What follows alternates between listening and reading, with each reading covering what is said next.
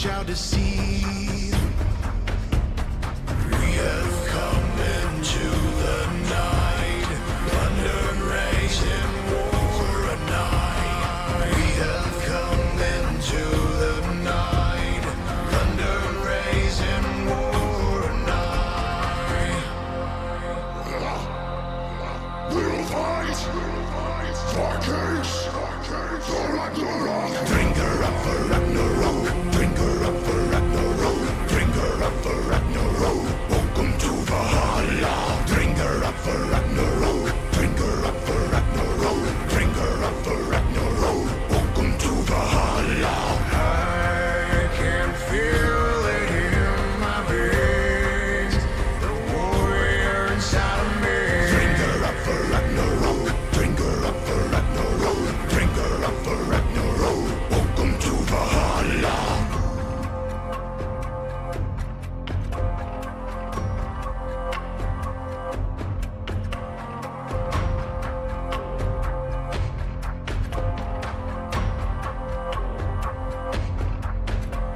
The sound of arms, fierce morality, nightfall the rain, and the silence bleeds.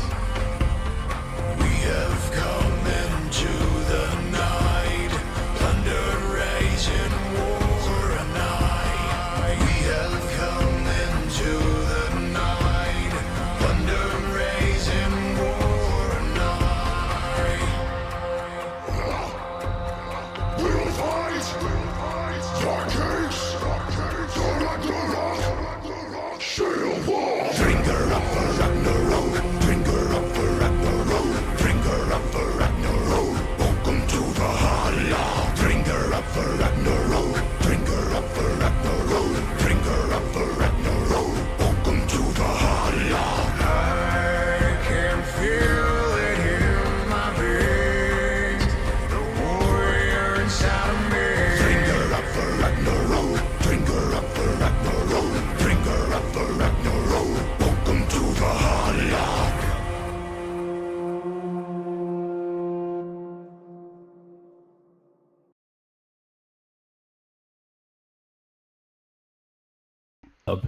All right, welcome everyone to another exciting episode of Valhalla Esports. This is season 4, week 8. With me tonight is Evbot and Halfling here to produce and present to you HYG versus Kraken Slayers. How are we doing, gentlemen? Doing good, doing good. Doing great actually. It's been a great evening. It's a nice cool 70 outside. I got me a little glass of wine. Here to watch some games. Perfect. That's what we love to see here. All right, so this is the matchup, the lineup. The only change here from our normal lineup, again, we can walk through the whole thing here in a second, but for Kraken Slayers, Jungle, Critter is taking over there with Tech Alley being out, and Timberland is subbing in. Be an interesting change there. I see when I kind of look at like a snapshot of the Kraken Slayers team, I very much think of like that strong solo lane presence that they have there with Hailstrom and Astros. And I think honestly a really good decision to sub in Timberland there because he's a really strong roaming support, playing a lot of those tank and engages. And I feel like Killer Kumquat has a lot of skill in weak setting, so this will be a very interesting Kraken Slayers lineup here into HYG.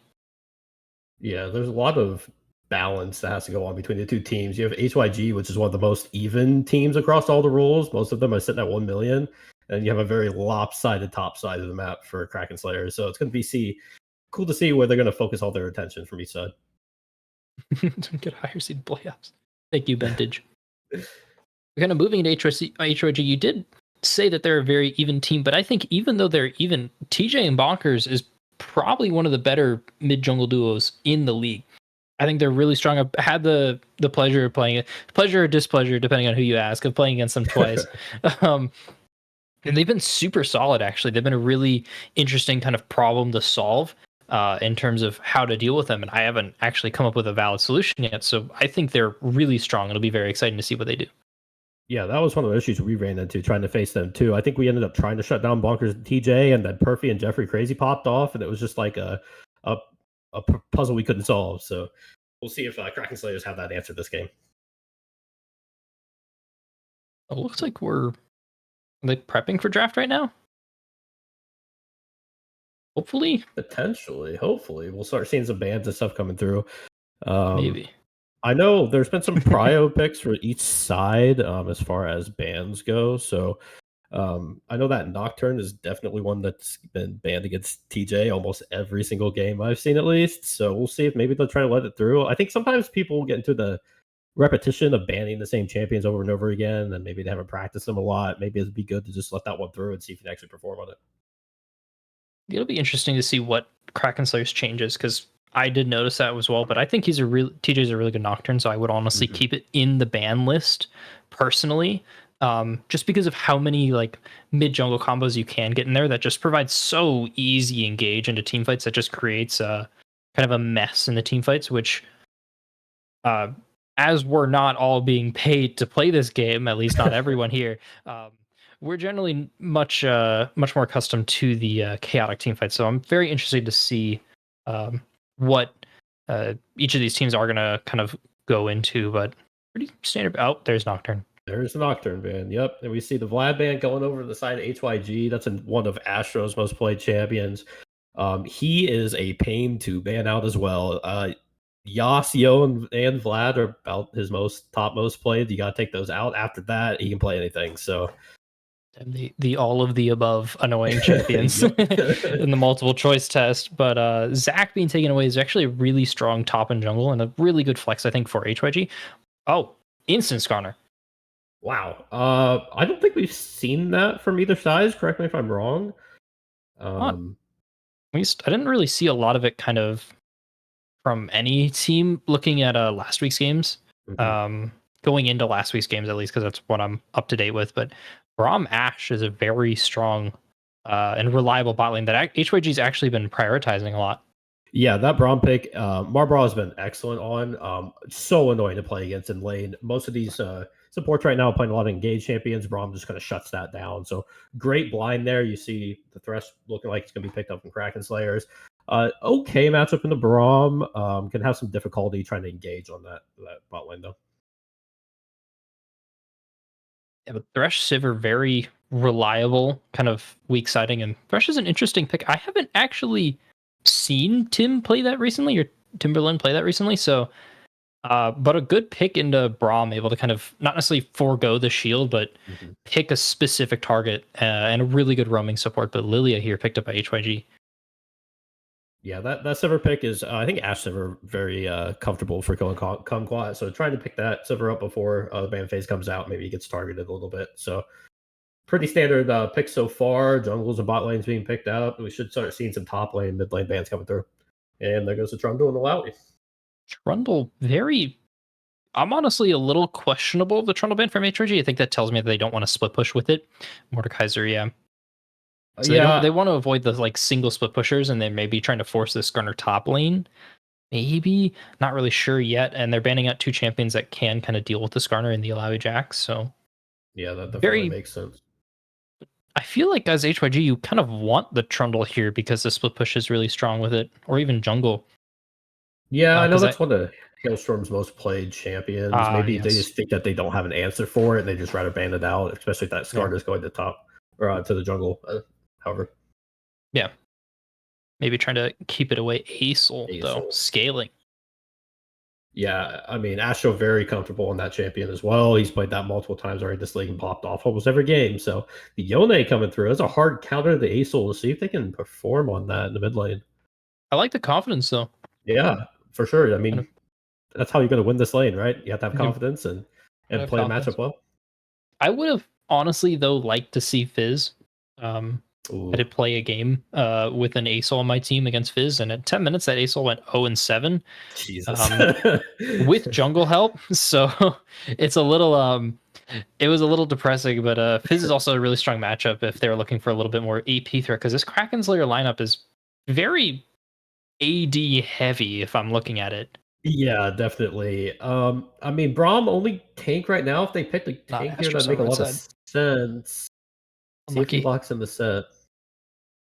A good response, and that's a good response into Urgot. You're able to kind of mitigate the lane, or you're able to kill him as well. Because Perfy, correct me if I'm wrong. Yes, perfect. Mr. Perfy, that man did some illegal things this weekend on that set. So be very excited to get to see that once again. Into a fairly like neutralizing matchup. This is a very classic season 8 matchup that we see here in the Urgot versus that season 8, season 9. It was Yeah, like something like Aatrox that. Urgot set so Yep. much. So Yeah, I'm excited to see it. Perfy played well in that set. He's played that quite a few games as well. I'm surprised it doesn't get banned out more. I know us playing against it as well. It was a terror to try to deal with that, especially in the mid game.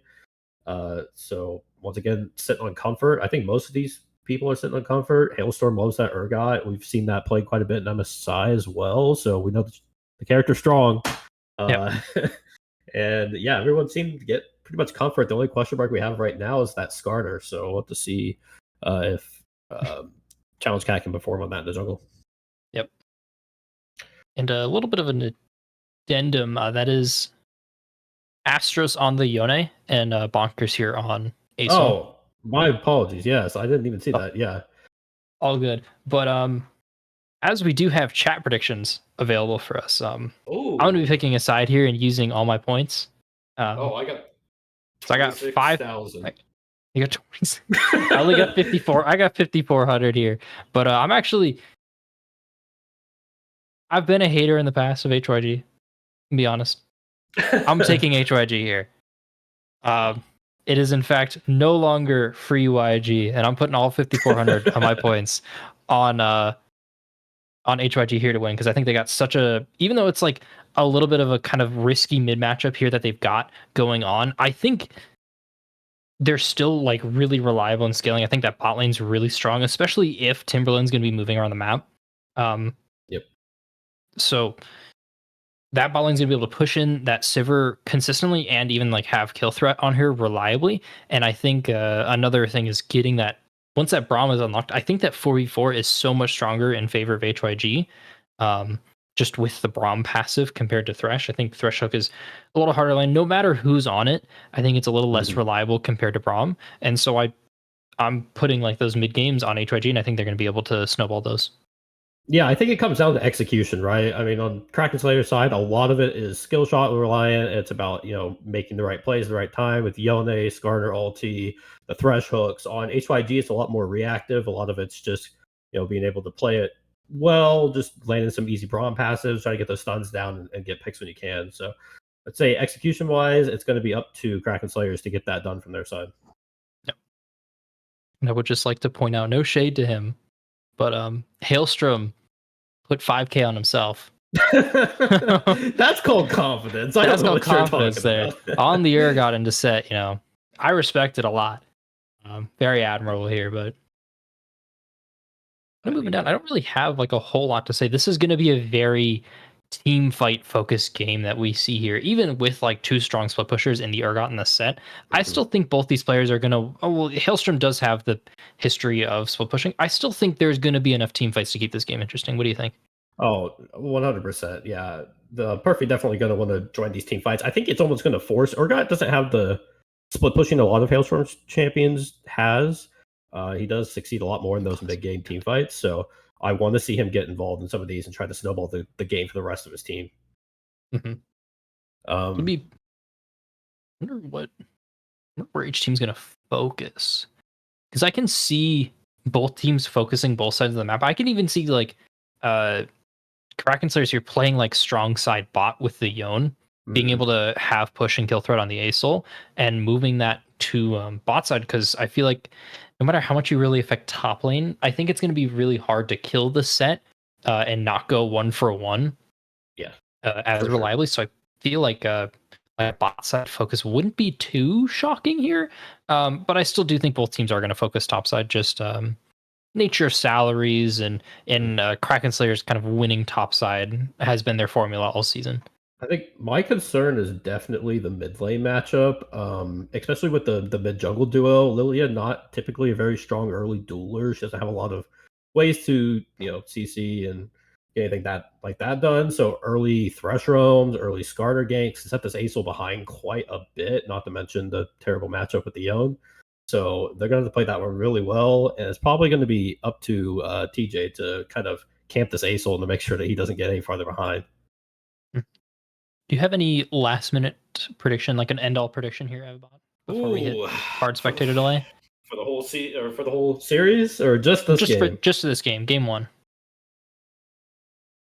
HYG has surprised me. I mean, I think they're one of the biggest surprises of this season compared to last season. Not to get too meta about it, but they didn't do too well last season. This season they're 6-1. I don't think anyone predicted that. They made a couple of changes and they're playing so well. I think that this HYG team in stride can beat almost any team we've played, and I don't see any reason they can't do it here. So I'm going to take HYG. How about you? We got the casters in favor of HYG here. But I don't think that necessarily has us as haters of Kraken Slayers here, because we can see what happens. But generally both of us like the draft better, right? We can visualize what's going to go on here with HYG, because pretty much all of them can land something, and the rest of the team has a way to dogpile. Yep. Ash can land arrow, Braum finds a Q, unlikely as it is, but that's fine.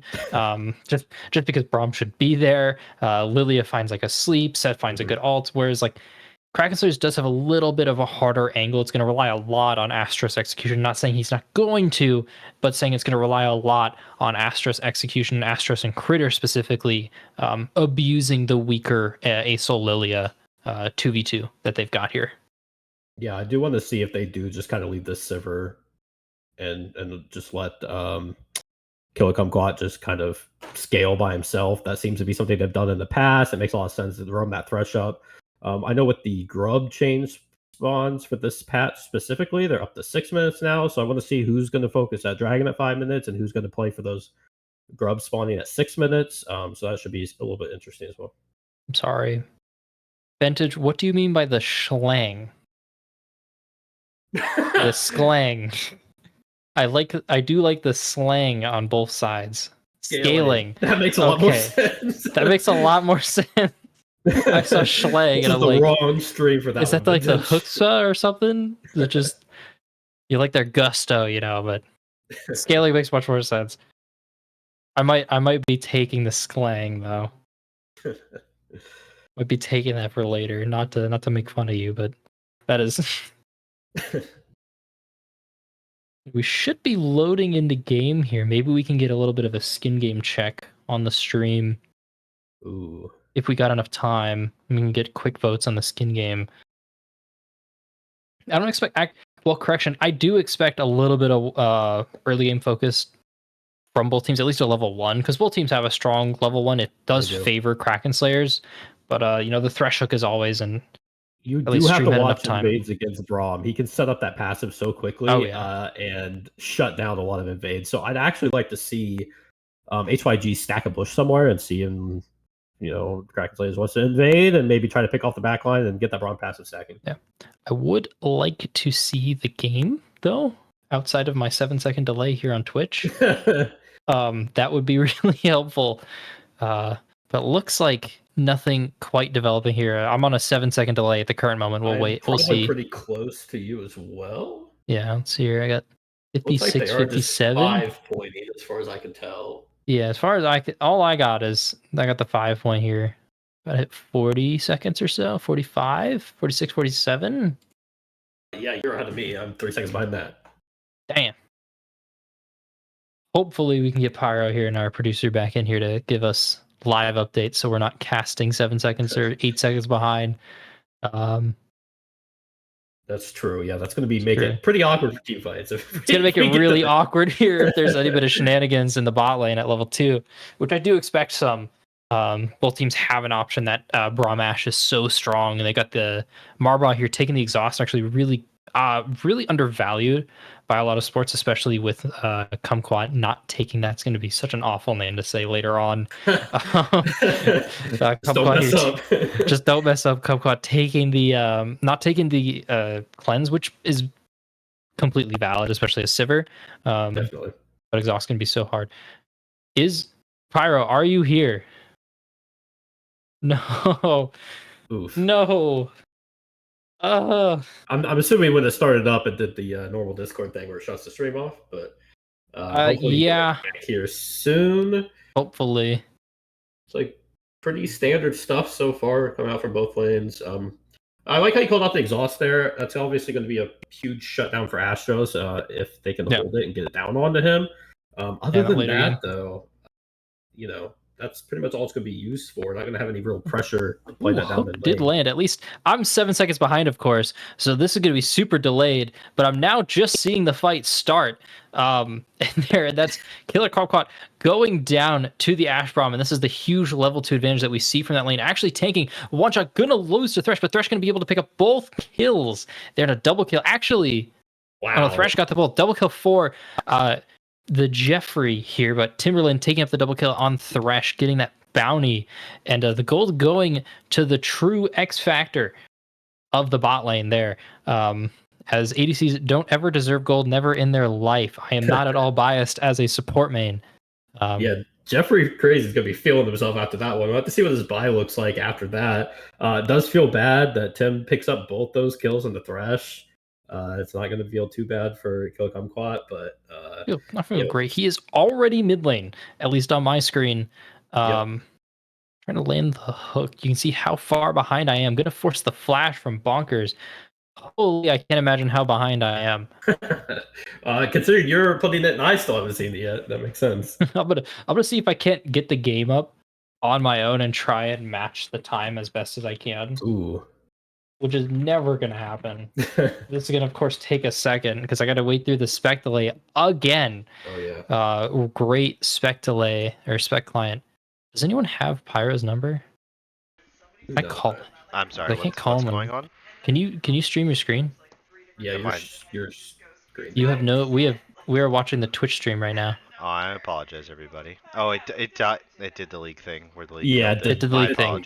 My apologies. No, we're gonna blame Riot on this one. Yeah, let's blame Riot on this one. I'm distracted on my side, so my apologies. No problem. All right, back in. Good. Back in. And updated now. We're good. At the mid lane, so now I'm casting live. This helps so much.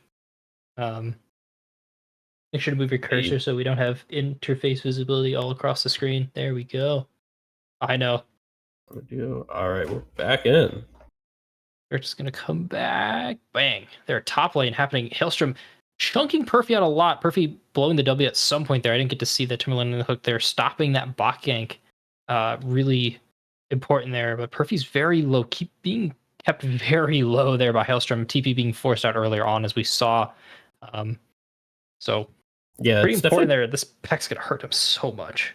It's too bad that Critter isn't up on that top side. That is such a diveable set.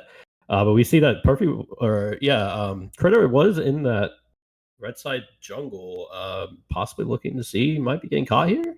Yeah, they're trying to make something of this Ashna flash, but Critter, they're getting caught up. Good hook there by Timberland. Not going to really lead into anything quite yet. TJ's going to flash forward, though, getting flayed out.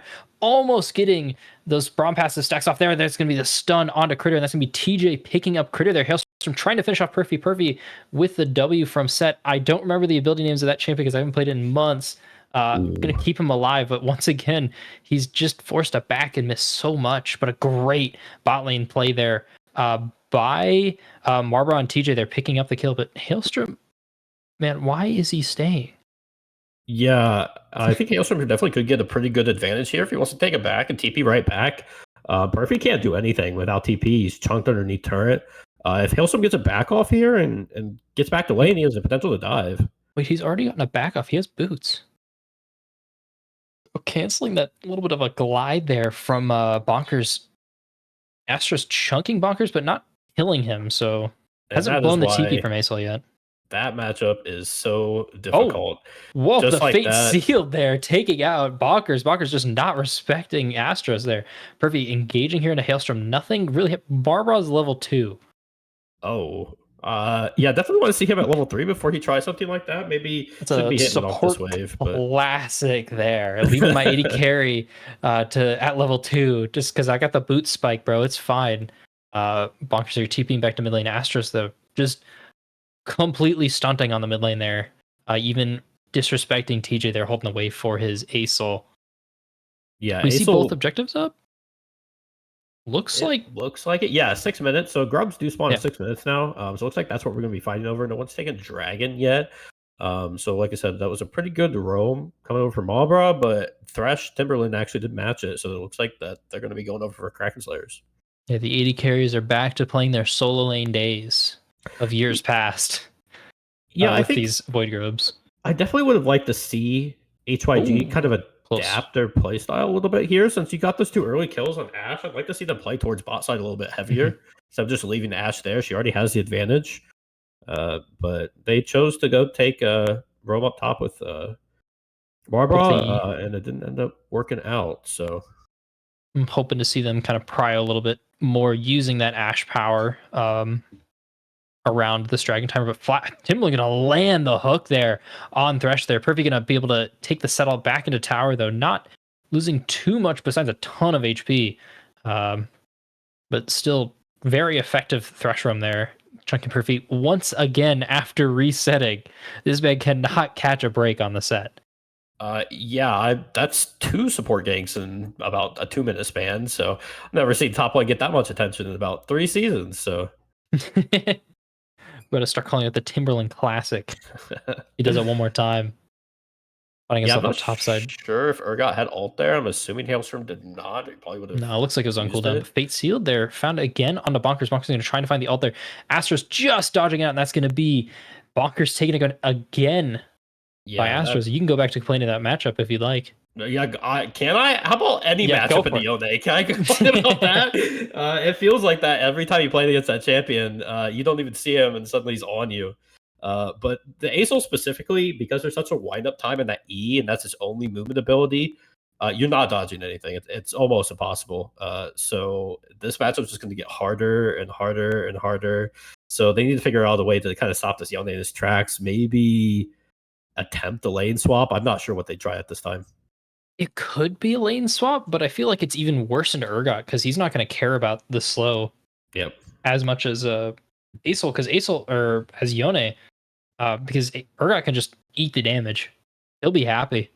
You're actually finding a use for a shield there. So I don't know if it's a lane swap, if it's like it's a respect the Yone a lot more, let him push in the waves, and he's not going to push in the waves. You need to move someone there, but HYG still picking up this dragon there with the Ash arrow, but it's just going to go wide there.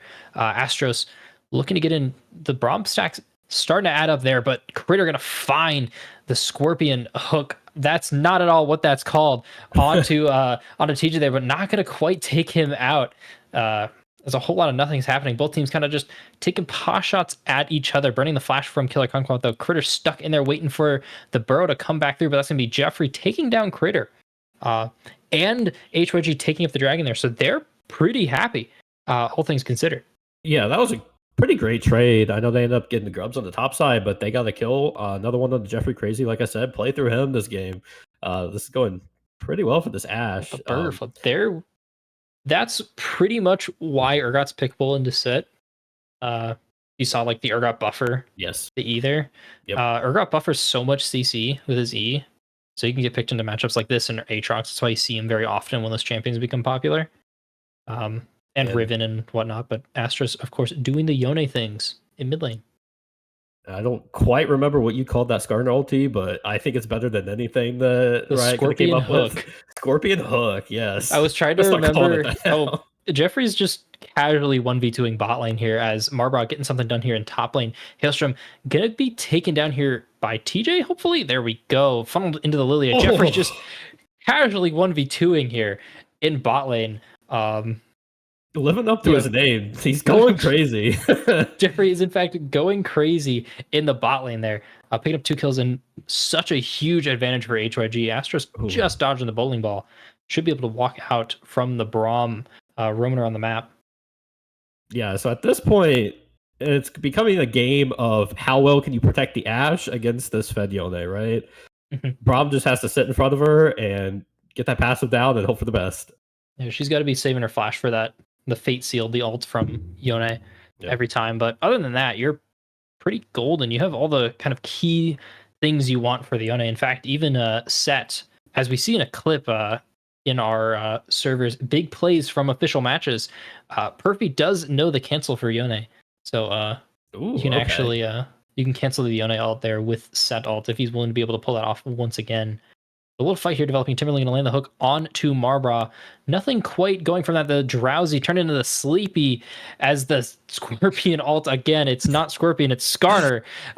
Landing onto a whole lot of nobody, but it's TJ getting picked up there. Marbra getting hit by the hook. Again, trying to burp onto Astros on the way out. Not going to quite go in there, but Astros finding the knockup onto TJ and Marbra as they get taken out for the triple kill for Astros, trying to continue this play there. Second to drag him under the tower, but Hailstorm tanking it perfectly, trying to finish this dive. Timberland landing the hook on a set, and that's going to be set falling to Hailstorm there. Though, oh my god, he got the execute. Wow, I don't see how Tim gets executed there. Great hook by him underneath that turret to secure that last kill, and Astros popping off 6-0 on this. They already, he is going to be a madness to deal with. Yeah, he's kind of putting on a little bit of a montage here. In just an official match, no scrims, no solo queue, just official match montages. That's all we see here in Valhalla. So I think that once again, all of your gold is sitting on Jeffrey Crazy, especially when these objectives come up on the top side. You have to be rotating him up, right? I mean, if you want to look for a lane swap and put Perfy down low and get where your gold is in these team fights, I think that's where HYGs needs to succeed in these games. Mm-hmm. But we see Jeffrey Crazy picking up the Kraken Slayer against the Kraken Slayers. I think that is their counter, so maybe he can keep carrying the namesake counter. we tried that in our games. Doesn't really work like that. Doesn't work? No. Nope. You cannot slay the Kraken Slayers with the Kraken Slayers. So sad. I wonder what came first. Ooh. Was it Kraken Slayers or the item? That's a great question. Because they've got a different logo and everything, question. Right? That's a Hailstorm question? Yeah, for sure. We can maybe ask him if we got the interview coming. Ooh. It's going to require them to keep on keeping on. But see what objectives are coming up soon. Only one dragon taken so far. The next one should be coming up soon if I can find the timer. It's coming down. So they'll be coming up at the same time as Herald there. 23 seconds, 22 seconds. Yep. HYG has not necessarily vision priority, but they've got priority over it. Hailstorm, though, there's the split push, baby. Yeah, he's doing it. He's doing it. He's kind of split pushing right now. Just a little bit there. So Kraken Slayers does have an option if they don't really want to fight over this dragon too hard. I do think they should, though, with that Yone. He's got the Bork finished. He's got the Zerkers, so he's going to be really strong. Has Flash, too, so he can find his way into Jeffrey. But if Jeffrey can be able to pop off and dodge that Fate Sealed, it's probably over for Kraken Slayers. Yep. So it'll be very interesting to see what they do here and what they decide, because I think they should just go for Herald. Yeah, the crossback play does make sense here. You have the Ashe down here. It's going to be really hard to contest this. So it goes a hook down, but it looks like they're just going to give it. That makes a lot of sense here. You got some of the grubs already down for all 6, I believe. Yep, all 6 down for Kraken Slayer. So that's just a kind of a neutral objective claim. Plus you get the Rift Herald on the top side as well. So you are kind of up on that. A little bit of uppies, a little bit of huge here, depending on which person you're asking. Astros here, though, in a little bit of playing, going to find the double Fate Sealed there, but Aesol going to find the ult onto 2 people, not quite proc that Braum passive there, as Astros going to make it out, and the Astros going to go wide. He's going to find the knockup onto Marbra and TJ there, taking him out. Astros so low, almost set, taking him out, and that's going to be Bonkers flashing forward with the no mana, trying to find him as Critter is going to get chased out by Perfy, going to be able to burrow through the wall there and avoid the set, and that's just up. The stocks for Kraken Slayers are huge as Jeffrey walking down Killer Kumquat in the bot lane. Not going to find anything quite yet, but forcing Killer Kumquat to back. Yeah, we got action all over the map here. Oh, yeah. How did Astros not die there? I have no idea. But he manages to get out with maybe 10 health. I didn't exactly see the number there. But that auto attack from Aesol was not enough. He got the shield off the W, and that's all she wrote. So Yone, huge 8-0. People meme about the 10-0 powers or the 0-10 power spike. We're about to meme on the Astros 10-0 power spike. So yeah, we might get to see an 0-10 power spike as well here from Bonkers as Astros diving mid lane at the same time. They're just for a little bit of poke. Perfy getting locked up by the Hailstorm Timberland dastardly duo here. Hailstorm flashing for going to find the execute On to TJ. They're trying to turn it into Perfy on a double kill. Astros not going to quite find the lantern, but that's going to be Critter taking down Perfy. And so we're up huge on Kraken Slayer stocks right now. Yep, and they're playing through that top side of the map that we called out earlier in this game. This is where all their salary is. They're putting it into Astros and Hailstorm, and it's paying dividends. Ooh, the Timberland flash hook through there. Faithfully going to land up in that wombo combo. Taking down Bonkers, and Marbra just barely making it out. Critter going to force a flash, though. Jeffrey going to proc that Braum passive. Just barely missing it, though. Kraken Slayers, it's 16 minutes in the game. Jesus. And they have 14 kills. It's a little bit of a bloodbath here. Yeah, if you told me Timberland was a sub this game, I probably would have laughed at you. He is playing so well. The roams are just on point. Hooks are just hitting. He's doing so well in this champion. So, Damn good question here by Excellence. I don't know what happened. Lilia apparently had Rift Herald. I wasn't paying attention to that. I didn't even notice that. Sorry, Thank you. Lilia stole it? Yeah. Lilia apparently stole Rift Herald. I'm missing that. But Timberland stock's up huge. Yeah, he's making so many plays here on this Thresh. Playing really, really well. Finding all the important hooks, flashing forward into just complete danger to find the right hook and the right pick there, making that play happen for Kraken Slayers. Yeah, definitely. Looks like they're trying to set up vision here for Kraken Slayers. It makes sense. Get those deep wards going down, create your vision line, and start preparing for the objectives. I don't know if Soul's really the play. It is. But I'm not sure. Got Infernal Soul this game. It doesn't feel like a Soul game. You know, if Kraken Slayers want to continue this Not lead. for Kraken Slayers. Drowsy, they're going to land onto Critter. Stunning going to wake him up just a little bit, but he's going to get slowly picked down by the Ashe. They're finally taken down as Hailstorm's going to get caught up by this Ashe too. The Ashe and the Ace also going to be a double whammy. Perfy there getting taken down by Astros in the split push now as that the Ashe arrow there onto Timberland, going to be able to take him down, and that's HYG kind of fighting back just a little bit inch by inch. Yeah, that was Kraken Slayers walking into the jungle with, I believe it was an Urgot, a Skarner, and a Thresh. I'm not really sure where they thought the damage was going to come from there, but a little bit of an overstep. They did get properly punished by HYG. It's a lot of gold going down, but the big bounty's still out there. Someone could collect it on the own. 9-0. He did take another box on the 10-0 power spike, though, on his way up. In the meantime, Kraken Slayers kind of losing a little bit of sight of what was going on there in the bot lane jungle. My guess is they were trying to establish vision and get that bot tier 2, but they kind of forgot about mid tier 1 in the meantime. Not ideal. Some would say a little unfortunate oversight there by Kraken Slayers. They're not properly kind of timing everything, but that's okay. They're still strong. They still got the Yone. But I do like that you mentioned there's kind of lack of damage and that little bit of a squad running around the map. It'll be very important to see what's going to happen with that. Yeah, I assume there's going to have a team fight breaking out. Hailstorm on the bottom side of the map here. This dragon should be spawning here in about 3 seconds, so we'll see if HYG want to contest this. It looks like that they're just going to stick to their lanes and get mid prio and call it a day from there. Yeah, just trying to collect a little bit of more stuff. They're okay. They got the 2 early dragons, so it's whatever. It's not too bad. Not the end of the world. Yeah, not a lot of poke coming over from Kraken Slayers to really get full use out of that Infernal Soul if they end up getting to that point. So not too worried, but it does offer a decent amount of damage from like the Silver Qs and Yone engages and stuff like that. So I mean, the stats help too. So yeah, definitely. Yep, it might just be enough damage for Yone to get a kill when he otherwise wouldn't, but.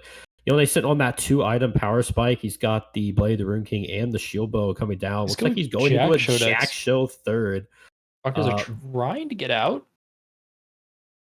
Making it out just in time. Like he's just doing a little bit of trading. No problems in the bot lane. A little bit of trading. Hailstorm trades hits mana for your HP. Trade deal. You lose the wave and HP. I get uppies. Dopamine. Ooh. Baron getting started. We'll see if HYG able to spot this one out. They haven't sent the hawk shot there, but the bowling ball gonna see them. So they do know as Perfy's gonna be able to TP first. Hailstorm gonna be a little bit late, and that's gonna be Kraken Slayers walking off of the objective, but Hailstrom's probably really happy with that because he's got this whole bot lane there unabated. Yeah, But it looks HYG like turned that into mid lane.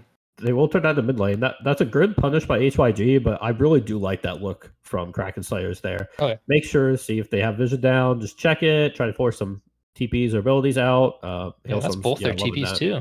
Yep. Now all they have to do is regain that vision line and try again. Why not? They didn't even really lose it that bad, so it's not like the end of the world. They're just gonna start it right back up there with Bonkers bot lane. Important team fight ult with Aesol, no matter how far behind he is. That Aesol ult is important. He's got 2 items, so this should just be Baron being seeded towards Kraken Slayers. Really good macro play there by them. There's the flash. Tim not able to connect. TJ trying to find it. Just a little bit. The arrow going to hit the Yone there. Not quite going to fall down yet. Getting knocked up. He's getting the CC dumped onto him. I can't see his HP just barely, but that's going to be TJ stealing the Baron. And Hailstorm trying to clean up. They're trying to clean up this fight. Kraken Slayers looking to find a little bit of something after losing the objective. Bonkers trying to get out. HYG just on the run. They've got the objective. They got what they want. Perfy gonna fall to Killer Kumquat. Bonkers, they're poking Hailstorm down, being a little more confident as TJ trying to run out with that Lilia passive. Astros trying to chase down the Lilia. But overall, huge for HYG. Wow, what a steal from TJ. Obviously, we didn't even see the steal onto the Rift Herald. Gets another one down on... He's up. Wait, Bonkers? Oh. Bonkers! Holy, a Bonkers play from Bonkers there, taking down Hailstrom in the mid lane, getting a little bit overzealous, overestimating his range there. Yeah, that was a risky play by Bonkers. I'm going to say #calculated. Doesn't want to lose that Baron and a death to Hailstorm, but it ended up not working out. Oh, finding TJ there. Critter's trying to lock them up. Going to be able to get locked up by the Braum pass. With Asher just going to go wide, but he's so tanky there. TJ just a little behind, not having too much damage yet. Killer Kumquat getting chunked out by TJ, trying to get out from Astros there. He's going to make it out. And I'm sorry to pull. We got a man named Bill Clinton in the server.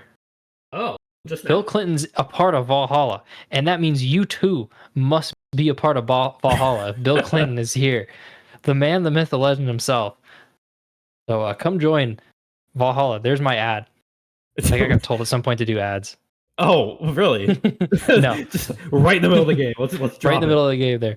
A little bit of a knowledge drop there. Bill Clinton playing with us in Valhalla. He's picking the right side of the community games. For sure.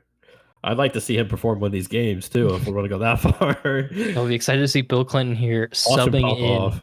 Yeah, watch Bill Clinton pop off here. Season 5 of Valhalla coming up in the next couple of months, actually, as we're approaching playoffs. Maybe we get a little bit of a lull state here to talk about these teams' positioning, because you remember what I was right? about to say. Yeah. So positioning wise, HYG already has secured the division. They're 6-1. Nobody's within reaching distance. If you're unfamiliar of how our division works, there are 12 teams, 3 teams per division, 4 divisions. Top person of each division is already in. So HYG already have that top spot. No one can catch them, so they're automatically in playoffs. Kraken Slayers, on the other hand, they are on the outside looking in. NRO, we might have some action. Sorry, Timberland landing the hook there.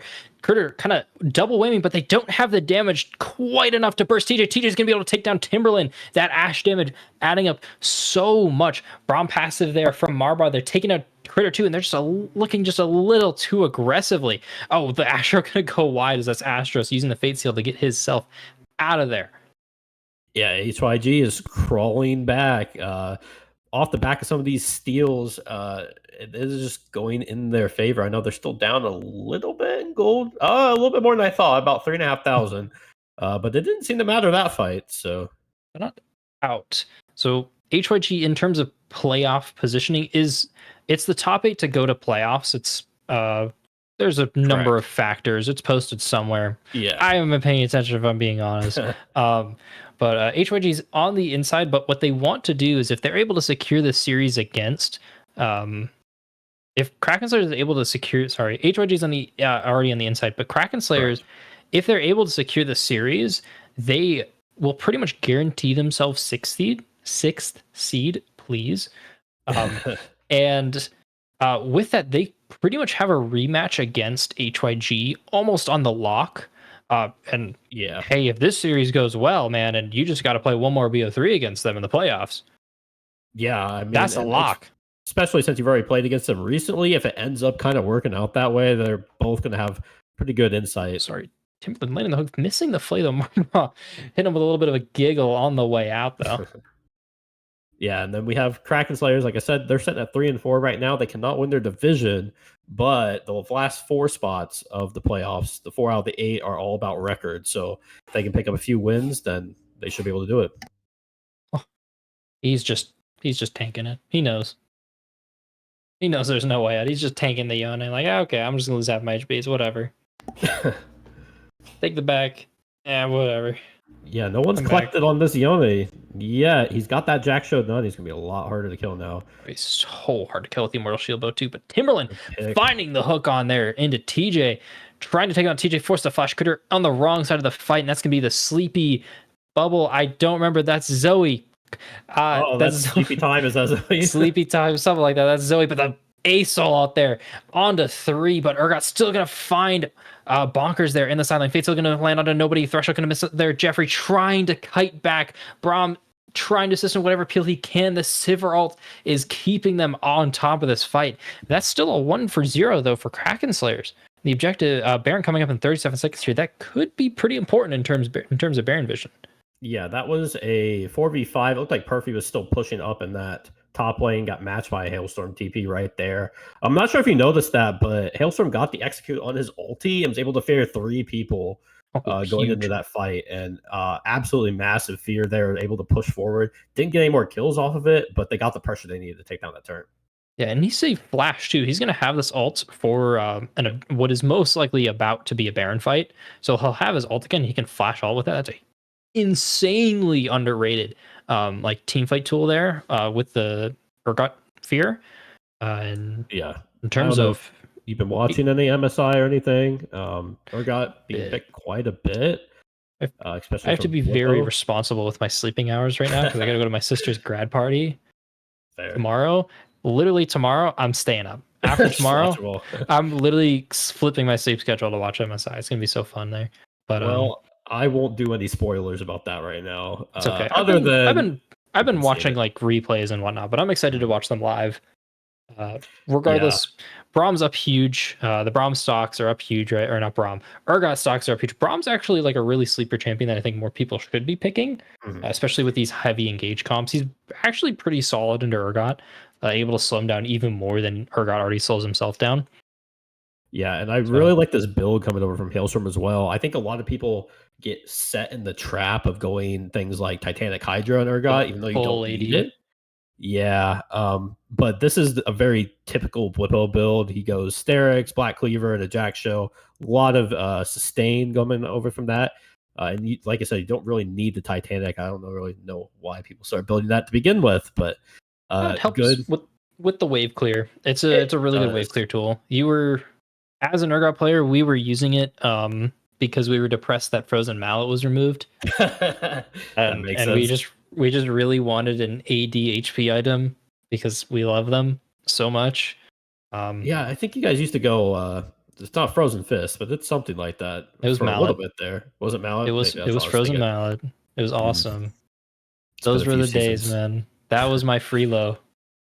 Frozen Mallet Urgot, baby. No one will know what to do.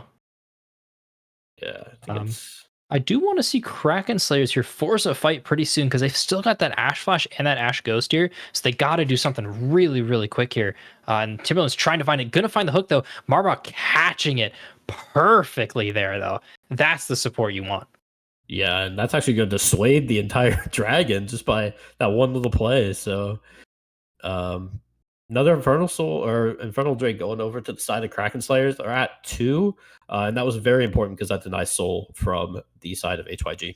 Yeah, for now at least, HYG sending up a little bit of a death bush. No blue wards, no vision here, so Kraken Slayers is walking pretty blind. They have a good idea of where HYG is as they're going to engage on a critter here. Braum is going to be able to knock out, but the 3-man Skarner out there. Not going to find a whole lot. Going to be able to get him out. The Sky's Descent there, finding Killer Kumquat, caught out Lakin, but Astros finally hitting that 10-0 power spike. and the Acel execute there, taking down Timberland.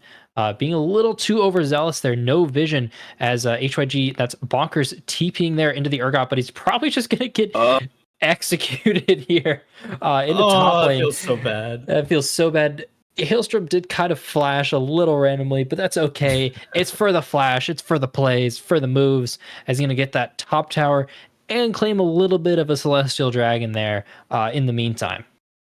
Yeah, it looks like Kraken Slayer's trying to execute on this 1-3-1 comp a little bit. We had Perfy being matched by the Yone, and then Urgot pushing up here on the top side, unmatched. So good pick. Ooh, Hailstorm. Finally matched, of course, by the rest of HYG, of course. Braum Passive there locking down Hailstorm, guaranteeing the rest of the rain of arrows from Ashe there. She's going to collect a shutdown onto Hailstorm. Yeah, I was going to call out back at that Baron fight that the Skies Ascend was up for the Acel, which is his upgraded ulti. And I was like, this is going to be a tough one to fight into. And they ended up getting the pick on the Critter, and that Skies Ascend ripped through. I know we said Bonkers got behind quite a bit early, but he is showing that he can still pilot this champion, sitting at 7-7, not too shabby. Yeah, he's coming back pretty well there, but Astros is still this huge threat in there. He's kind of not necessarily been silent around the game because he's 10-0, right? He's not silent, but that silent, but I know what you mean. This last probably about 10 minutes, he's been mostly side laning, getting pressure around the map, not taking too much time in these team fights. He has 4 items. He is 4 items. He has that scimitar picked up. Haven't seen that on Yone in a while, but I think much needed this game, especially with the Ashe ulti coming down. And Kraken Slayers starting up the Baron. HYG blind but not unaware here. TJ kind of putting some pings on there, and the Hawkshot going to find them, but they're finding it's a little too late. Too late. TJ might try and pull some heroic 17k 100 as that's taking the Baron from Kraken Slayers. TJ falling in the process, but Braum Q, I think, taking that. What other ability does damage on Braum? That's insane. That was the Q there. Wow. A little bit of heroics from Marbra there, saving the game for HYG. Oh, man, I'm going to have to go back and watch that in slow-mo to see exactly what happened, because I had to have been that Braum Q coming down. I think Critter got the smite down, and there must have been too much health left. And Marbra got 110. Thrasher going to flash there, finding Marbra. They're trying to find a little bit of a payback onto Baron. Hailstrom finding nothing with the burger flip as the not necessarily Sky's descent there from Bonkers there.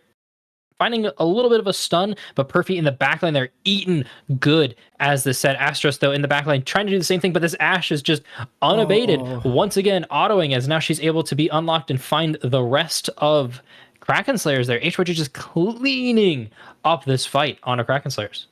And that's a gold lead shift. You're going to see HYG just took the gold lead there by about 1k. And they got that Baron steal and the shutdown, the Yone. That was a huge swing for HYG.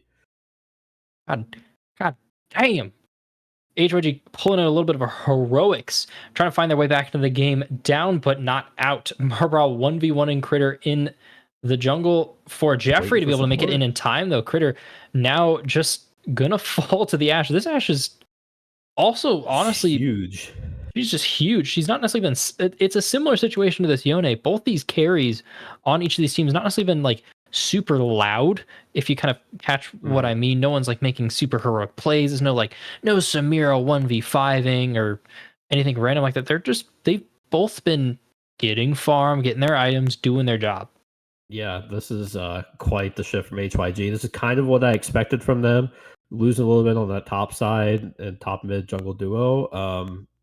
And they're starting to bring it back. We have to see if this objective dragon coming up in 10 seconds here, to see if they're going to try to pick a fight for soul or if they're going to give it. It's like they're setting up to take the fight.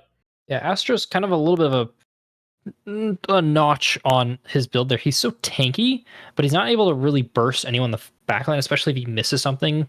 But if he's able to hit something, it's huge. But that's soul. Just flat out given there.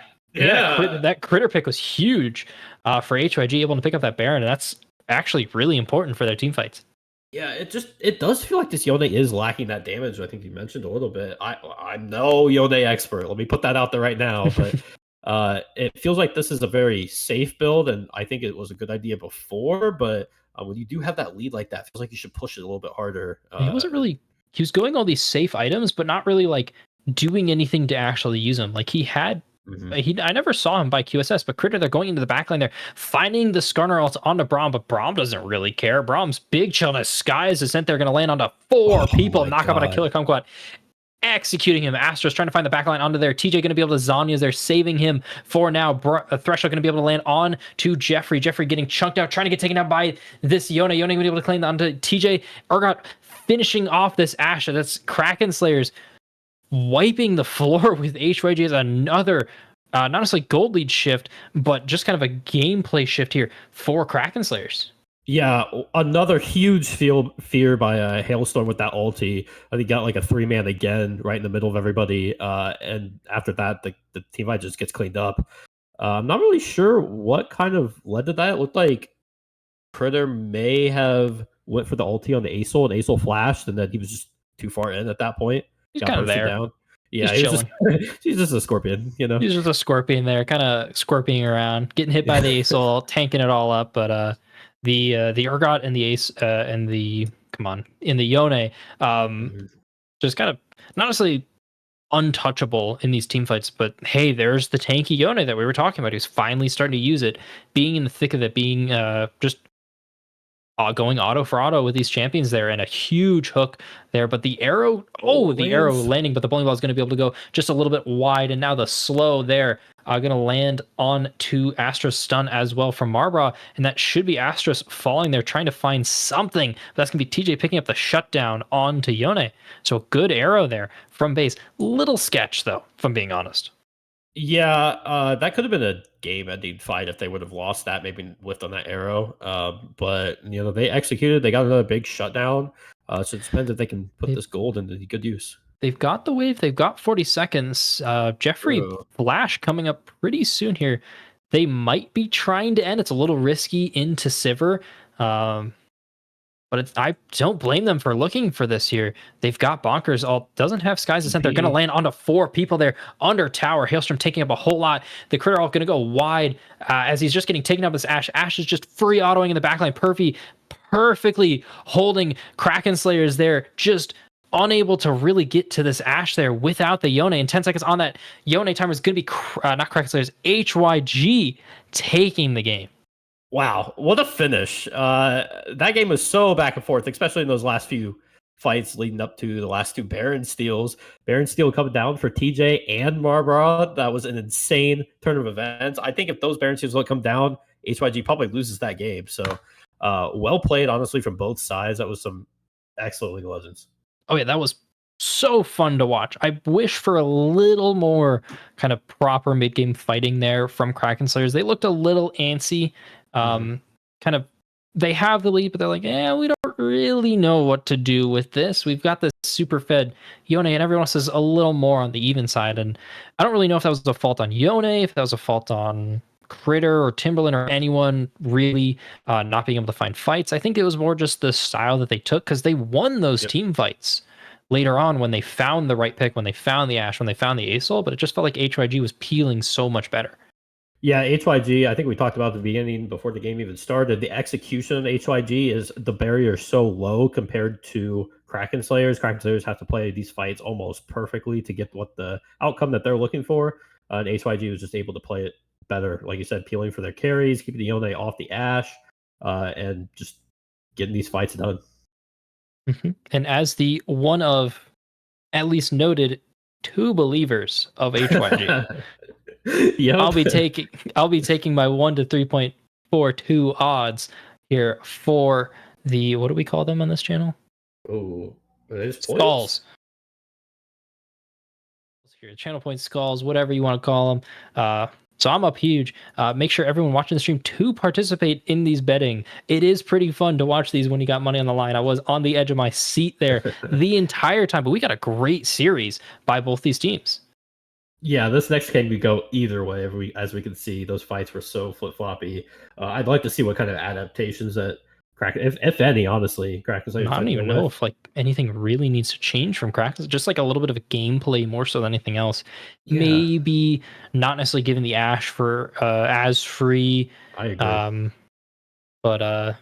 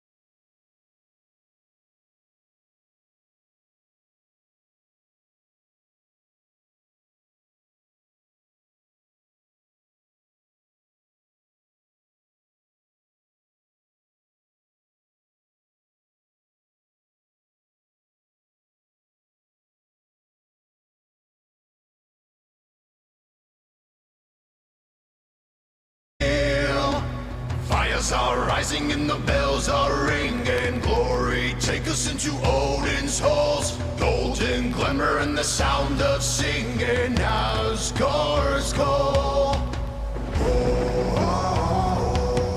The echoes of eternity.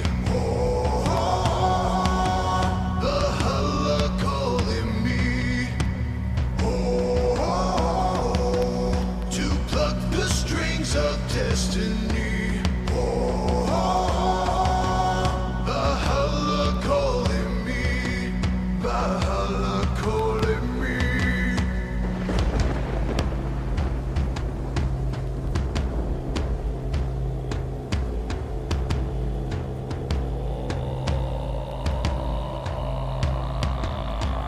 Wind and the waves will carry me. Wind and the waves will set me free. Wind and the waves will carry me. Wind and the waves will set me free.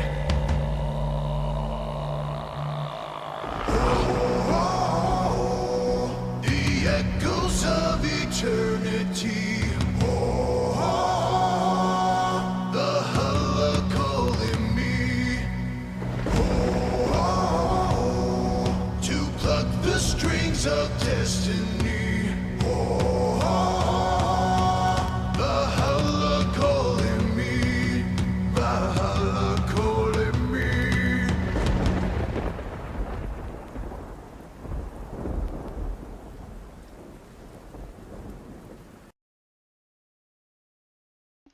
All right, so that's it for the break.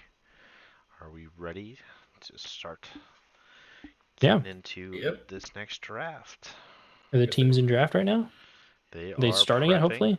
Wow. Let's go. Wasting no time. That's perfect. Well, we got like the 4-minute spec delay and whatnot, so there's a bit. Sure. Sometimes teams just take a long time to kind of go back to the drawing board and think about what they want to do, but good to see them hopping right in. Ready to go, but we were kind of like talking about it. Neither of us could really come up with any proper like full-on draft adaptation, but you had a good like note about the Braum, right? Yeah, Bot? Yeah, that's what I was kind of talking to Halfling here. It feels like the Braum doesn't have a lot of good answers, especially in this league specifically. A lot of them like to play these engaged champions, and Braum does very well to that. If you look at Kraken Slayer's team identity, it was just a lot of just go in, and that does not too well against Braum. So I'd like to see maybe they try to get that Braum ban in. Doesn't look like they're pushing for that. Not right now. It's also like so hard to really ban Braum. Looks like neither team's adjusted quite yet, even doing the same order. But Kraken Slayers with the loss opting to choose for red side. Perfectly fine. Gets that counter pick for Hailstrom or Astros here. But Maokai getting banned? Likely. Yeah, I don't know who that is against necessarily. Maybe Critter? It could be. Critter and Tim, I guess. Tim has some Maokai games. Not in support, of course. Actually, I don't think so, but actually I think Maokai got played quite a bit by HY or yeah, maybe it was Kraken Slayers, but I think it was just B1 Braum. They B1 Braum. So yeah, that's what I'm saying. I think they probably should have. They did adapt a little bit. They got the Ash ban down after they took red side, which I think makes sense, right? I think HYG probably just takes the Ash instead of the Braum there if it's up. It'd be really funny if they pick Kog'Maw. If HYG picks Kog'Maw, it would be completely useless in like the 1v1 that he's eventually going to be in. But it would be really funny. Echo is a great kind of option into dive. It's one of the few champions that can really deal with Braum because of the ult, especially late game, because you can kind of pop in and out really quickly and burn someone. Lichbane Storm Surge champions are doing great right now. They're so fun to play against. Lichbane Rush on these mid laners is so hard to deal with. It's such a huge spike for them. However, I think that might be a flex pick. I would not put that past Astros playing that, but I bet you Critter would Challenge Scout would also play that. Braum. Fairly aggressive lane. Definitely comfort, though. I've seen Jeffrey Crazy. He played it against us. He's played it a few other times. Usually it's actually paired with that Nami. But obviously we've seen what the Brom's already done, and I don't think there's any reason to stray from it at this point. Lucian Brom is an older. It was the Lucian duo before Nami. Yeah. It was really good. You can pop that Brom passive really fast. Lucian is a good matchup into Nautilus because you can dash the hook. Annie's a solid blind here because Ari's still on the table. Astros can obviously, I'm hoping, pick Ari. So Annie's a really good response, and Kraken's just picking up that ASOL themselves. Yeah. Once again, we're seeing that mid lane just kind of get blinded by HYG. They could have waited, right? I mean, they could have forced Astros if they're going to save counter pick for Hailstorm to pick that mid laner and get counter pick themselves. So we'll have to see what they're kind of looking for here. It does show where Echo's going. So this is going to be an Echo jungle, which is perfectly fine. And I believe HYG would have banned ASOL. So Kraken Slayers has seen that they want to go with this ASOL. They want to get rid of that ult for Bonkers because he's very useful still. But he found another champion there to pick with the Annie. Zach Lilia bans from Kraken Slayers, and the Urgot being banned out by HYG along with Trundle. So two strong Hailstorm champions. But that does leave up the Mordekaiser. But he can't go it. Does leave the Mordekaiser. Hopefully. Jhin, that makes sense. Yeah, and Hailstorm's got obviously a few other champions up his sleeve. He's played the Camille a decent amount already, which wouldn't be terrible into this team. I see that maybe the Garen. I'm not sure if that's gotten banned. He's also played the Ornn this season, so he's got quite the pool. Jax is a solid blind that stops. It specifically stops the Camille you were talking about. Yep.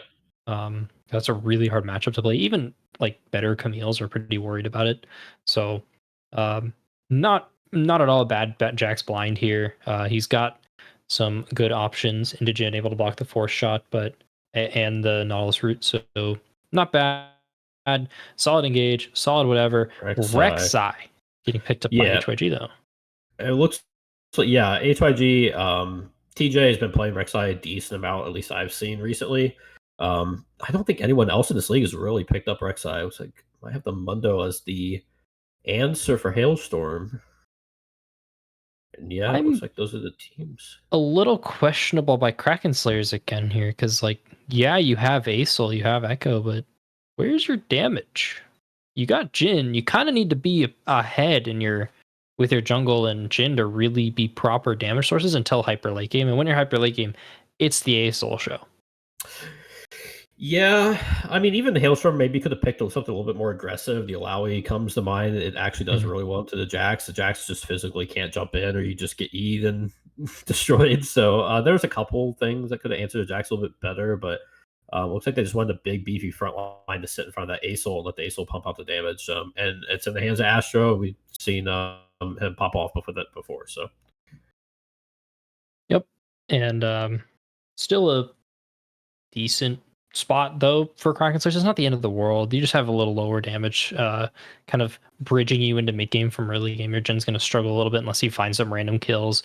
Echo's a little too squishy to really brawl at this point. And he doesn't have the burst obviously. So it'll be a little hard for Kraken Slayers here to kind of get themselves out of the early game. HYG's very easy. Someone find CC, kill him. Yeah, I really want to see TJ be really active early in this Rek'Sai too, especially when doing it against Echo. Echo, okay, set up for lane ganks early with the W going down, but it's not very consistent. Rek'Sai a lot more consistent on ganks, so I want to see him try to affect these lanes early. And to help you out a little bit now, make sure you don't forget here, we do have the voting for our predictions for Game 2 here of Season 4, Week 8 of HYG versus Kraken Slayers. Pick who's going to win. Personally, I'm liking HYG's draft more. I think it's a lot easier to play. You already dropped 12,000? No. I dropped 18,000. Someone else dropped 12,000. Oh, yeah. It's 30,000 now. Jeez. Well, I'm going to take my free money and take Kraken Slayers then. Thank you. Hedge your bets just a little bit here. 2K from Blitzkrieg Pryor here, actually, our producer. Hedging his bet here on Kraken Slayers. I'm taking a little bit of a safe option. 10K. blown by Hailstrom. They are very confident in the win here on the Mundo. So a little bit of a betting war here. Make sure to participate. It's a very fun little adage. Gambling is fun when responsible, kids. True. When it True. has no effect on your finances. It has no effect on your finances if you set aside the right amount of money, and it just makes things more fun. True. Yep. Pick your favorite here. I think we just probably have to wait for the spectator delay coming in pretty quickly. Yeah, we're just sitting around for it. It's fine. Yeah. Do Just you have chilling. any predictions other than what you've already predicted? You said other than what I've already always gamble. Yeah. I mean, I do agree with you. The HYG draft just does look a little bit more put together. I think the out for Kraken Slayers is this ASOL, right? I'm not really sure what else everyone else is supposed to do except for be a meat shield for him. So if they can get this ASOL going, we've seen, Bonkers went down early and was able to come back in that last game on the ASOL, having great impact. Those guys to send ultis and that consistent DPS coming out. So yeah, it's just a lot easier to be HYG in the situation. But it's not necessarily Kraken Slayers doesn't have the option. Even outside of ASOL, you can get this Mundo to a point that he can't be killed. You can get, because it looked like Killer Kumquat and Timberland were very willing to fight early. And they have a slightly better matchup here, as Lucian Braum does require slightly more execution than the Ash Braum. So there's a little more wiggle room. And Jin does have a surprising amount of damage. Nautilus does have a lot of damage early. So there is a way for Kraken Slayers to win this. It's not just cut and dry. It's not the end of the world. It's not as though there's no way to bridge them into mid game. It's just going to be a lot harder, and it's not impossible. I would like to see the Nautilus. I'd like to see the Nautilus kind of partner up with Echo and make a couple more plays here in the early game. Yeah, the one thing that Kraken Slayers does have going for it that HYG does not really is that consistent engage, right? You have the Nautilus hook, you have the seismic something, this ulti, that can be some pretty consistent engage on the priority target. HYG, a little bit more difficult to get in there, right? I mean, you have the Rek'Sai Burrow and the Flash, you have Jax engage, maybe an Andy Flash ulti, maybe a Braum ulti. That one's a little bit harder to hit. So it's a little bit more inconsistent. So it's all about playing back, letting Kraken Slayers get that engage off, and then getting the counter. Yep. Have we started the spec delay by chance? Do we know? They're being slow. Lobby was bugged, so they're rebuilding. Lobby was bugged. You gotta be kidding me! Classic Riot. To stream the lobby to you guys, but keeping the champions up. Make sure to rush them and make them stressed. That's fine. We're chilling here. They're not stressed already. Yeah, If they're not stressed already here. There we go. This game is going to hinge on the early game of HYG. If they gain a lead early and run with it, lights out for Kraken Slayers. True fat boy smoothie. Fat boy. Smoothie. I wonder who that could be. I don't know who it is. Is it just not Smoothie? I think it's the other HYG board that did not get drafted on the HYG. It's the other HYG. I see how it is. Unfortunately, he did not get picked up. Yeah, Perfy had the 6-man. He is the cheer squad. The outcast. The 6-man here cheering on them on in chat there with the bet as well. It looks like Lobby's going up here. I don't have a whole lot else to say. I'm just excited to see the game again. If it's going to be anything like last game, it's going to be hype.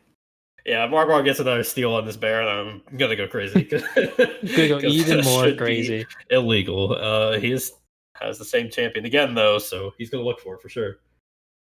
He's got the numbers down. Calculated, yes. So band's going out. As normal, we'll have that 3-minute spectator delay again. And we'll get into this. I'd like to see maybe an invade coming out. We know we saw that 5-point from what we saw from last game. See if they want to try that again. Kraken Slayers, you just do it. You just overload one side. You just try it. Yeah. If you're like really willing to gamble at all, you just try it. Because you have the Jin, you got the Nautilus. Yeah. It will be very scary because, of course, they have Annie Braum. And that does make them stronger level 1. So if HYG stacks, that's going to be the game. But they might, Kraken Slayers might have a little bit of inside intel, like a certain European team. And a lane swap could be happening, and they might hear it, just randomly, of course. Of course. Yeah, I think I'd almost like to look to see if Kraken Slayers would invade from the top side.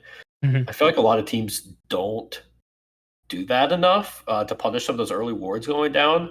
And when you are sitting on this blue side, you have to cover that brush that's up there on the top side because there's no more pixel there anymore. So you can catch some people out that are pushing up a little bit too far without vision. It could be that. That's pretty much your option if you're here. Tim, we're not playing Thresh. Here we go. little scary there. Almost the same champion. Almost the same champion, but it seems like our casters got our choices here. We got the predictions here. 34%, 5 members though. It's a 5-on-5 in terms of people betting, but 48,000 points in favor of HYG here. A big swing compared to last game. Well, I'll cash in if it goes my way. So you'll be cashing in. That means you'll be taking Kraken Slayer side here for the game, looking for a game 3. I'll always go for that game 3. Always go for the game 3. I'm here with HYG, the boys, the men, the myth, the legend, and Perfy. And Perfy. He might have to have an honorary title. Like he needs to have it as yours, like hashtag or whatever at the end. He gets to add the hashtag HYG. It hasn't quite gotten to the name yet, but maybe if he pops off. An update from our head of website, Vintage Kraken's. According to Vintage, Kraken Slayers has never lost a game 2. So this would be history in the making for season 4 of Valhalla. Kraken Slayers losing a game 2. It'll be very interesting. I think we need a new segment, which is just like random facts with Vintage, where he just spits off like the most like obscure facts. The random thing he's just found by paying attention. Don't check them on that. It's not a hard quote. A little birdie told me that Kraken Slayers has never lost a game 2. But waiting on the Spectale, we can probably throw it to a quick little break, and I can relieve myself as I drank a little too much wine. Fair enough. We'll be right back. I'll see you guys.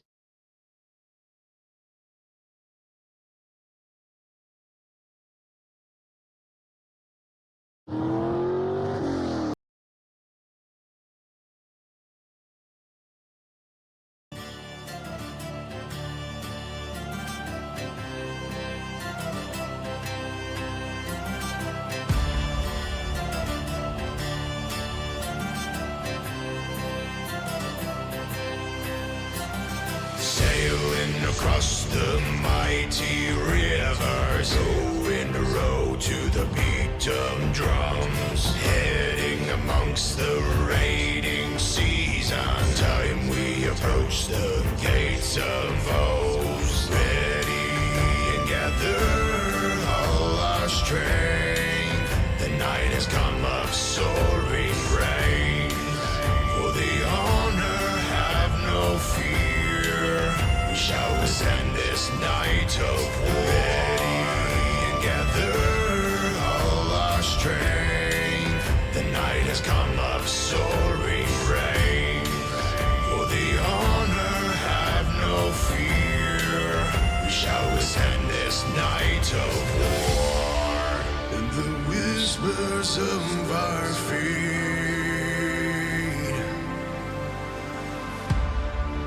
And our honor be foretold. Warriors of the northern land, blood is forged into our heart. Shields be shattered, arms of steel, bloody axes fly with fury. Raging thunder shake the sky. Wrath of battle stains our mind. Rage of vengeful kings of war. Feel his sons and daughters fall.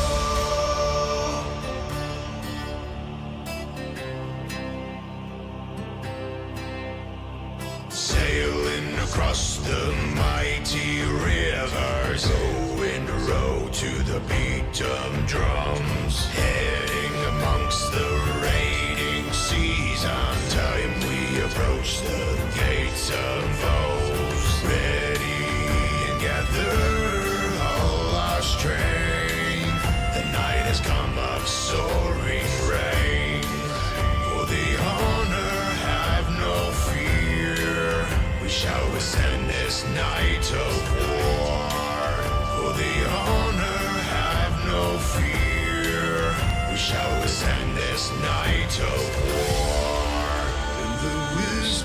soles of our feet,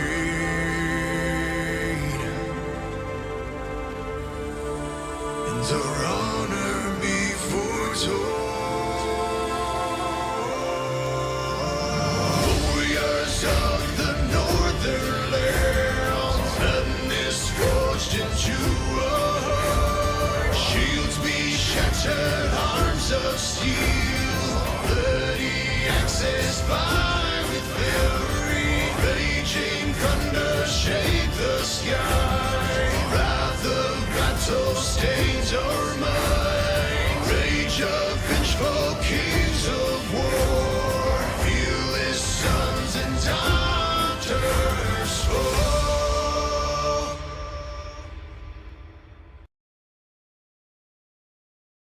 All right, we are back. Let's get into this game. Let's do it. We're ready. We're here. Wash hands. Feeling good. Made sure to use soap. 20 seconds. I didn't count them out loud, but you know, it's good enough. We'll trust you, don't worry. I do want to point out Smoothie's comment from earlier in Twitch chat. HYG looked to put together an academy team. A little bit of All HYG lowercase. juniors with the lowercase tag. So maybe Perfy might be in the running for that one. A little bit of a call up. All right. Looks like another 5-point coming out from both sides. I mean, not too surprised about that. Like I said, I would like to see an invade coming from Kraken Slayers, but it is risky. You don't want to throw the game that early if it doesn't go your way into a problem. So. Yeah, nothing too spicy. You can see the Annie there on top side though. She was, or at least HYG was kind of aware of if something was going to happen there. Hailstrom dancing a little bit, knows he's got the stun there, able to see Annie if she tries to walk up. And they've got a good guess on where Echo is. Echo going to show there, finding Annie, showing there. This is actually, yes, it does. Okay, I was wondering. It is very annoying, but yeah, just finishing this song. I forget because I have like a whole song that plays for that. Damn. So it looks like we got Rek'Sai maybe. Nope, I thought he might have started Raptors there. Not too difficult. Yeah, maybe he is. Yeah, not too difficult to clear those Raptors on the Rek'Sai start. I know a lot of people have thought, nope, he is starting red. Just with the Q AoE attacks, it's not too difficult to do that. So I wouldn't have been surprised to see that go down, but looking to just do a normal start, starting the red. Both junglers starting on their bot side, looking to clear up towards the top. As far as that top line goes, I'm not sure about volatility wise. Obviously, the Jax is going to have quite the advantage on the Mundo early. But to see if they want to take advantage and look for any ganks. Enjoying some water there. Annie immediately using that stun though on Astro's trying to find some advantage. Bot lane rushing for it. Looks like HYG is going to be able to claim it first. Lucian not dashing forward. That Braum super aggressive here. Nozzle going to go wide and just poking a little bit, but the threat from the Lucian is always perfect. Going to find that stun onto Hailstrom. Hailstrom's actually so low. Going to be able to get taken out as a flash from Jax there, claiming the kill in the first blood for HYG. Yeah, that was clean by Perfy. He made sure to get that Mundo passive out first before committing the all-in onto him. And TJ's mid lane too has the flash, though he doesn't have to, as they're going to layer their CC kind of poorly, but TJ going to claim Astros there, and this is already kind of a disaster if you're on the Kraken Slayers team. Yeah, that TJ doing exactly what I wanted him to do, get that through camp clear, get a gank off. He did it. Perfectly executed. Astros did save the flash, though. So we're going to have that back up still, but does lose his life for it. Yeah, TJ comes the invade. Also invading. He's what's yours is mine and mine alone. Taking the red buff there. The hook can be found on to Jeffrey there. Taking a little low, but Jin not going to be able to find the 4-shot. Doesn't have the flash to close the distance they're going to use on the minion. So that's a big chunk onto Jeffrey there. But HYG now caught up just a little bit, but they should be able to walk this out. Bonkers is pretty so he doesn't want to fight quite yet, but TJ's gonna find the return kill, forcing the flash from Astros. Yeah, Critter not fighting the stun from TJ. They're going in again. Yeah, HYG's just confident. It looked They're like just Critter going. might have rage went after TJ there. It looked like he got his red buff stolen. So I don't blame him for trying to get something back for that. But all it did was just get that Acel flash out. So another just fault for the side of Kraken Slayers. Yeah, TJ's back top lane. That Mundo passive gone once again. Once again, I haven't been able to talk about why Mundo passive is so big to burn. But so yeah, when you burn it, it isn't just like, oh, he loses the CC immunity. You take a percentage of your damage as Mundo. So burning like a really quick cooldown that does a lot of CC on him is actually huge in lane because it'll deal more damage than if you just traded with him.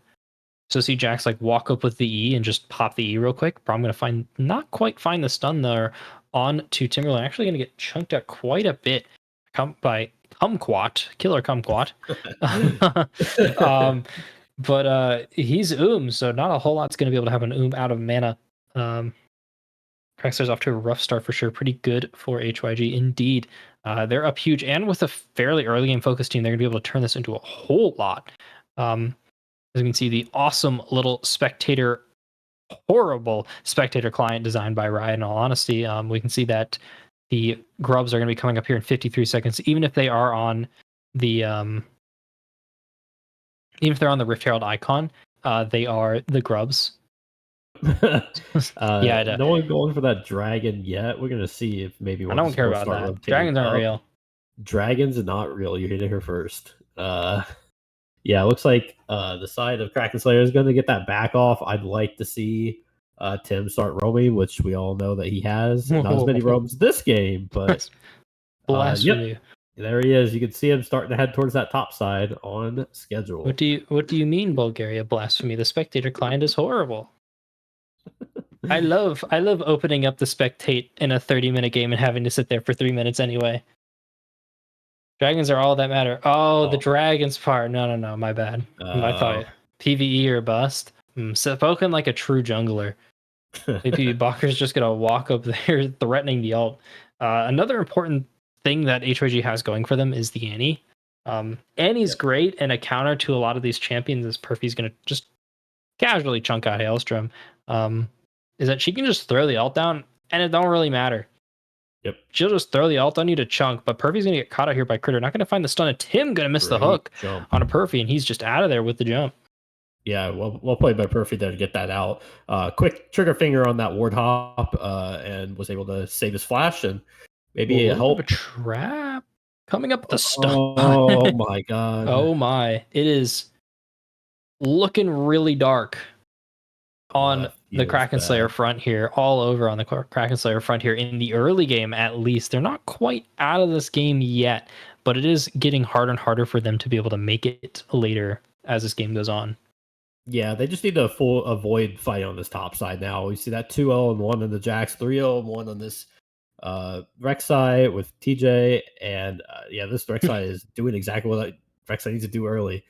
Doesn't fall off as hard as it used to with some of the changes that went down. I don't know how many patches ago now it's been, but still considered a pretty early game champion. And if you don't execute on it early, it's not going to be as effective. But TJ's showing how you should play this champion.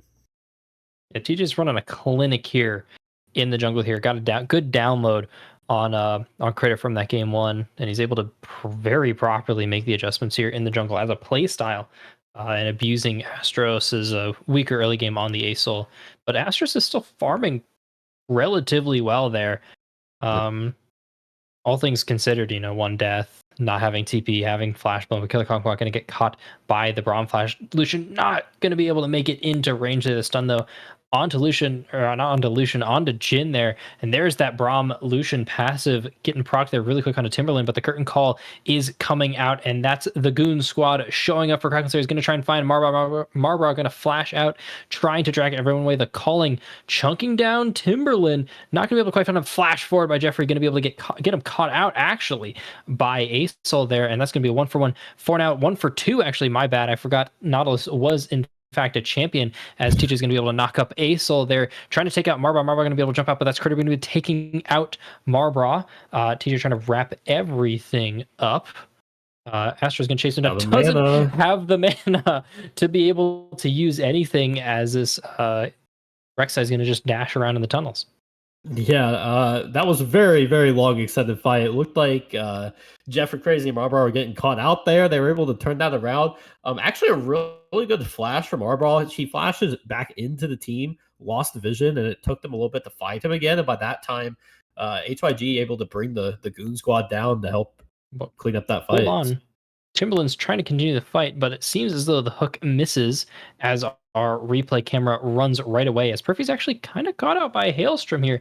The Jax is going to ult there, forcing the Mundo ult as well. So they're just going to be able to trade the ults, and that's Astra's walking away. And the stun not quite properly timed there, as Bonker's going to be able to stun Timberland under the tower. Going to take this turret shot, and that last turret shot going to take him down. And that's just a sad day for the Timberland stock.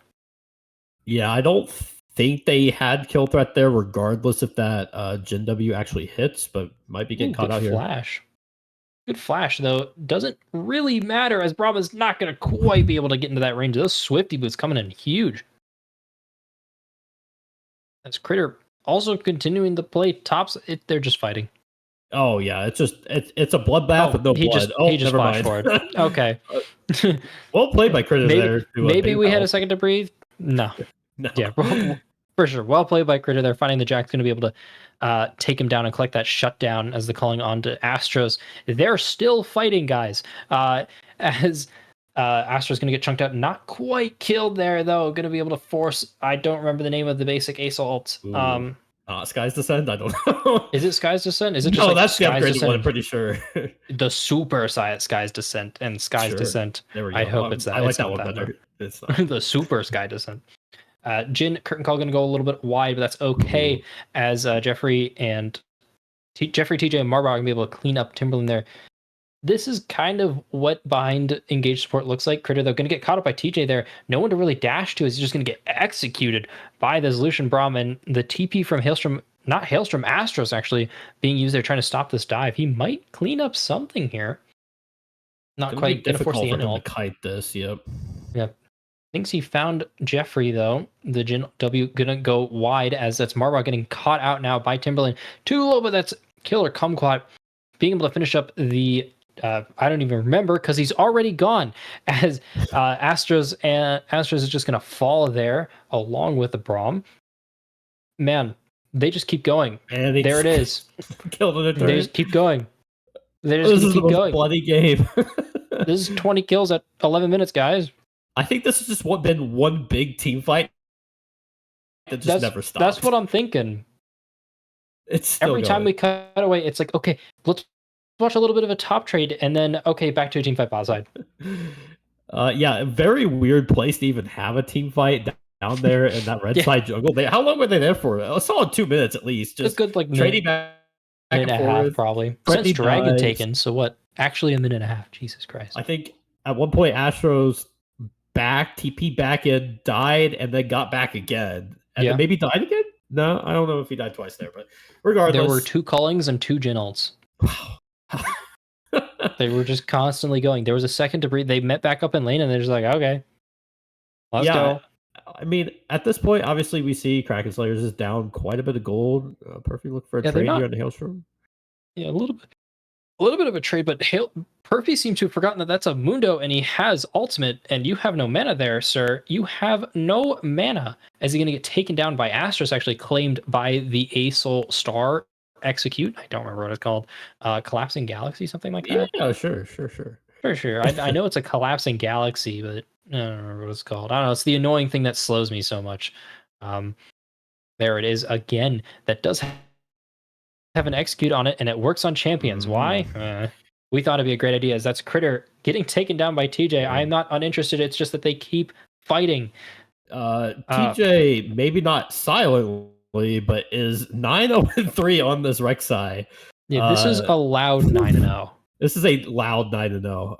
Hopefully they can keep this up as they secure the grubs for them.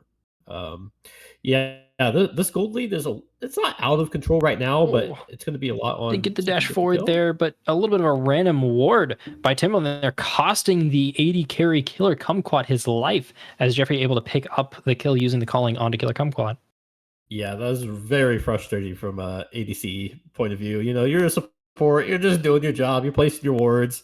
But little did you know, you just kind of got your ADC killed. But Not, no fault to him too it's much. just the wrong time. Begin the Hailstrom split push meta around 15. Mundo Strong, Acel Gober. Thank you for the input there, Bulgaria and the Salts, respectively.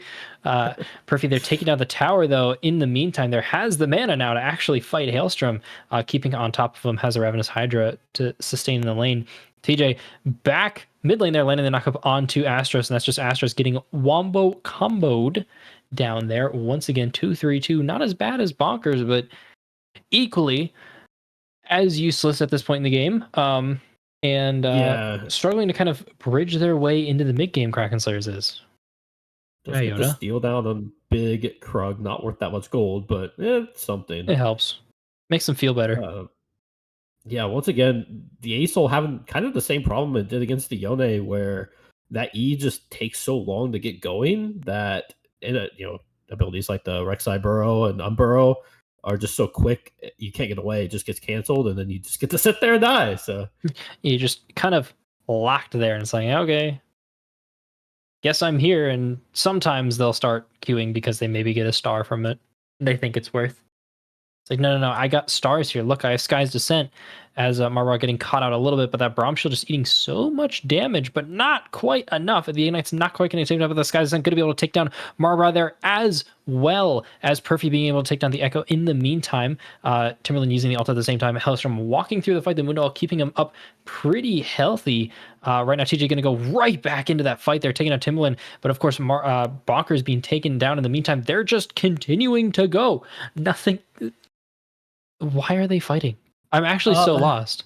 It's a good question. It's 2 kills a minute. Yeah, and every fight that's being taken by Kraken Slayers is just a losing fight at this point, right? It's the 2-for-1s. Their way back in this game is getting a good pick onto one of these bounty targets or scaling with the farm, right? That's what we wanted them to do from the beginning. Acel wants to scale. Mundo wants to scale into the matchup. Echo and Jin, a little bit more mid-gamey, but from this perspective, they're still behind, and they need to just take their time and get some good vision and try to go for picks. Yeah, Perfy's once again going on top of Hailstrom there. The Jack's consistent damage kind of outmatching the big chunky heart seal autos that we see from the Mundo. But Critter now bot side there on the ward. Jeffrey and Marbra trying to run their way out of here. Marbra shielding the Echo as Jin is going to have the curtain calls all go wide there. Now he's a little bit gonna find the W onto no root targets. Look for the dive here. They just got a Kraken Slayers is just trying to abandon the target. Yep, they're just done. Correct decision there. Leave the turret. Leave the turret and whatever. TJ, hopefully on that 10-0 dream. It's gonna be very difficult. He's already had 2 items. Little fed on the Rex side there. Astros, though, coming to the bot lane. He's going to have this ult come up in time. Jeffrey's going to get knocked up by the Nautilus. Nautilus not quite going to land inside of Acel ult, but that still doesn't matter. Okay, never mind. My God. Annie's just going to clean there. I missed the Braum being killed there, though, by this Acel and Jin. So it's a 2-for-1. Yeah, Flash Annie R equals outplay. I don't know what else to say. That was a lot of damage. I did not know she had that much this early in the game. I believe she went for the Storm Surge. So, she is at 2 items. I turned away for 15 minutes, and this is what happened. Holy shit! Kraken's trying to prove me wrong. Well, they indeed are, as it seems like it's mostly by their own devices that they keep fighting. Down, not 8,000 gold. 9,000, 8,500 gold. Yeah, the lead is ballooning. We're almost at 2 kills a minute, which is absurd. Critter is keeping a close eye on his red buff being taken there. Might try and steal. The Marbra is going to catch out Critter. Critter trying to go on to this. The stun's not going to miss. TJ's going to knock him up. Of course, TJ didn't claim the red buff. Critter's able to get, and that's Marbra falling to the rest of the squad. That is Kraken Slayers running around this death ball, and you're going to find the stun onto 2. Being able to get her out of there. Didn't have the Tibbers up quite in time. She's trying to recharge her stun passive. This fight is going to, of course, continue going because these teams are a little antsy there. And he's going to get that stun charge up there. Going to land it on Nautilus. Nautilus just kind of in the middle of nowhere. Jeffrey, though, getting focused down by this Mundo from Hailstrom, though. But he doesn't have any tank yet. So he's going to get taken out. Perfy chasing down Astros. this is kind of the result of everything. It's like, yeah, you guys we're in a team. We're team fighting, right, guys? Yeah, that 8.5, 9,000 gold lead is not doing you any favors right now. Yeah, Kraken Slayers are just getting slapped with HYG's wallet at this point. Any fight that they take is just going to be a losing fight. They're just done. They just gave up. Critter get chased. He's getting chased down. This is so mean. Oh man. Yeah, this might be a Looks like quick game. I'd like to see HYG, keep playing this aggressively and perfectly. Set up this Baron vision. It's coming up in a minute. Take the Baron and then look to end. I think that'd be a really strong showing, and that would show why they should be, one of the top seeds in this playoffs once we get. They've kind of got here. They're at this point in the game from the backs of Kraken Slayers, kind of forgetting that they played a really late game comp. Mm-hmm. And they kind of just forgot. They're like, oh, we got Nautilus Jhin. Let's go fight. And it's like, yeah, well, Jhin wasn't there, and most of the times Nautilus wasn't either. So if the fight goes bad, just try again. Eventually we'll win, Kraken Slayers. Try again. My bad. Thank you for as a logo on them for this game. A little bit of a proverb. Is it a proverb? No. Proverb? Probably. It probably is. Probably. It's probably some proverb. Yeah, he's an ADC side laning. It happens. But I do kind of agree with Bentage here. It just kind of looks like they've given up. Marbra here on the sideline there. Jhin cutting down Astros there. That Jhin Braum combo there, getting the double kill on the Nautilus and Acel in mid lane. Hailstorm, the split push. Split push is going pretty well for Hailstorm. He's got the tower. Yeah. He's doing good. I'm doing good, guys. I don't know about you. I got my tower. Yeah, it's just top lane being top lane, just sitting there smacking each other while everyone else just runs it. Not much that Hailstorm's going to be able to do this game regardless. He is on Mundo, so not a lot of playmaking you can do on Mundo. It's a lot about just stat checking and, getting he can't even go where he pleases. No, not this game. We watched him do that, and he lost 2 KHP in 2 seconds. Yeah, I mean, he's happy trading. If this was any other game, he's happy trading for Heartsteel stacks with this Jax. But unfortunately, a couple Heartsteel stacks is not going to win this game. He's going to try and use his Heartsteel stacks here, trying to claim the Oh my lord. Jax there landed the W auto, and at the same time, Hailstorm trying to take down Perfy. Perfy standing inside of the Echo W. It's going to be able to land the stun coming off just in time there. Claiming Critter. God. Critter not quite committing to the fight as Nautilus is going to land that hook on a Perfy. Perfy just sustaining so much as Marbra's not quite going to be able to save Perfy there, and Marbra's going to be able to get claimed by the squad of Kraken Slayers. They're moving up to the top lane, but they lost Critter in the meantime. Yeah, Perfy lived there for way longer than he deserved to. The only bad thing is that's a decent sized bounty. I didn't catch who it went on to. I believe it was Astros there. Let's hope. Yeah, let's hope, honestly. He is 7-6. So a lot of these team fights are going to be how well you can peel for him. Mm-hmm. But even the front line of Kraken Slayers is just going to melt. We've seen this Nautilus walk up and get one combo by the Annie. So at this point, it's how many tanks can you shove in front of Astros before they get to him? Yep. Everyone's saying Astros in the chat along with Blitzkrieg Pyro, our producer, showing us as well. We're a little bit blind here on cast. It's okay. Have the blind people cast who aren't paying attention. But HYG claiming this space as theirs, walking up, trying to proc that Mundo passive there, making sure he can't go as he pleases. He's going to be able to get that little bit of a boost, though, making that passive come up just a little bit faster. He's actually sidestepping the Jhin Q, though, or not Jhin, Lucian Q, as the Skies is sent there, knocking up 3 of them. TJ in the backline, though, claiming Critter, as this knockup is not going to mean a whole lot, as Killer Kumquat going to be forced to stop the curtain call. They're missing the shots onto Marbra.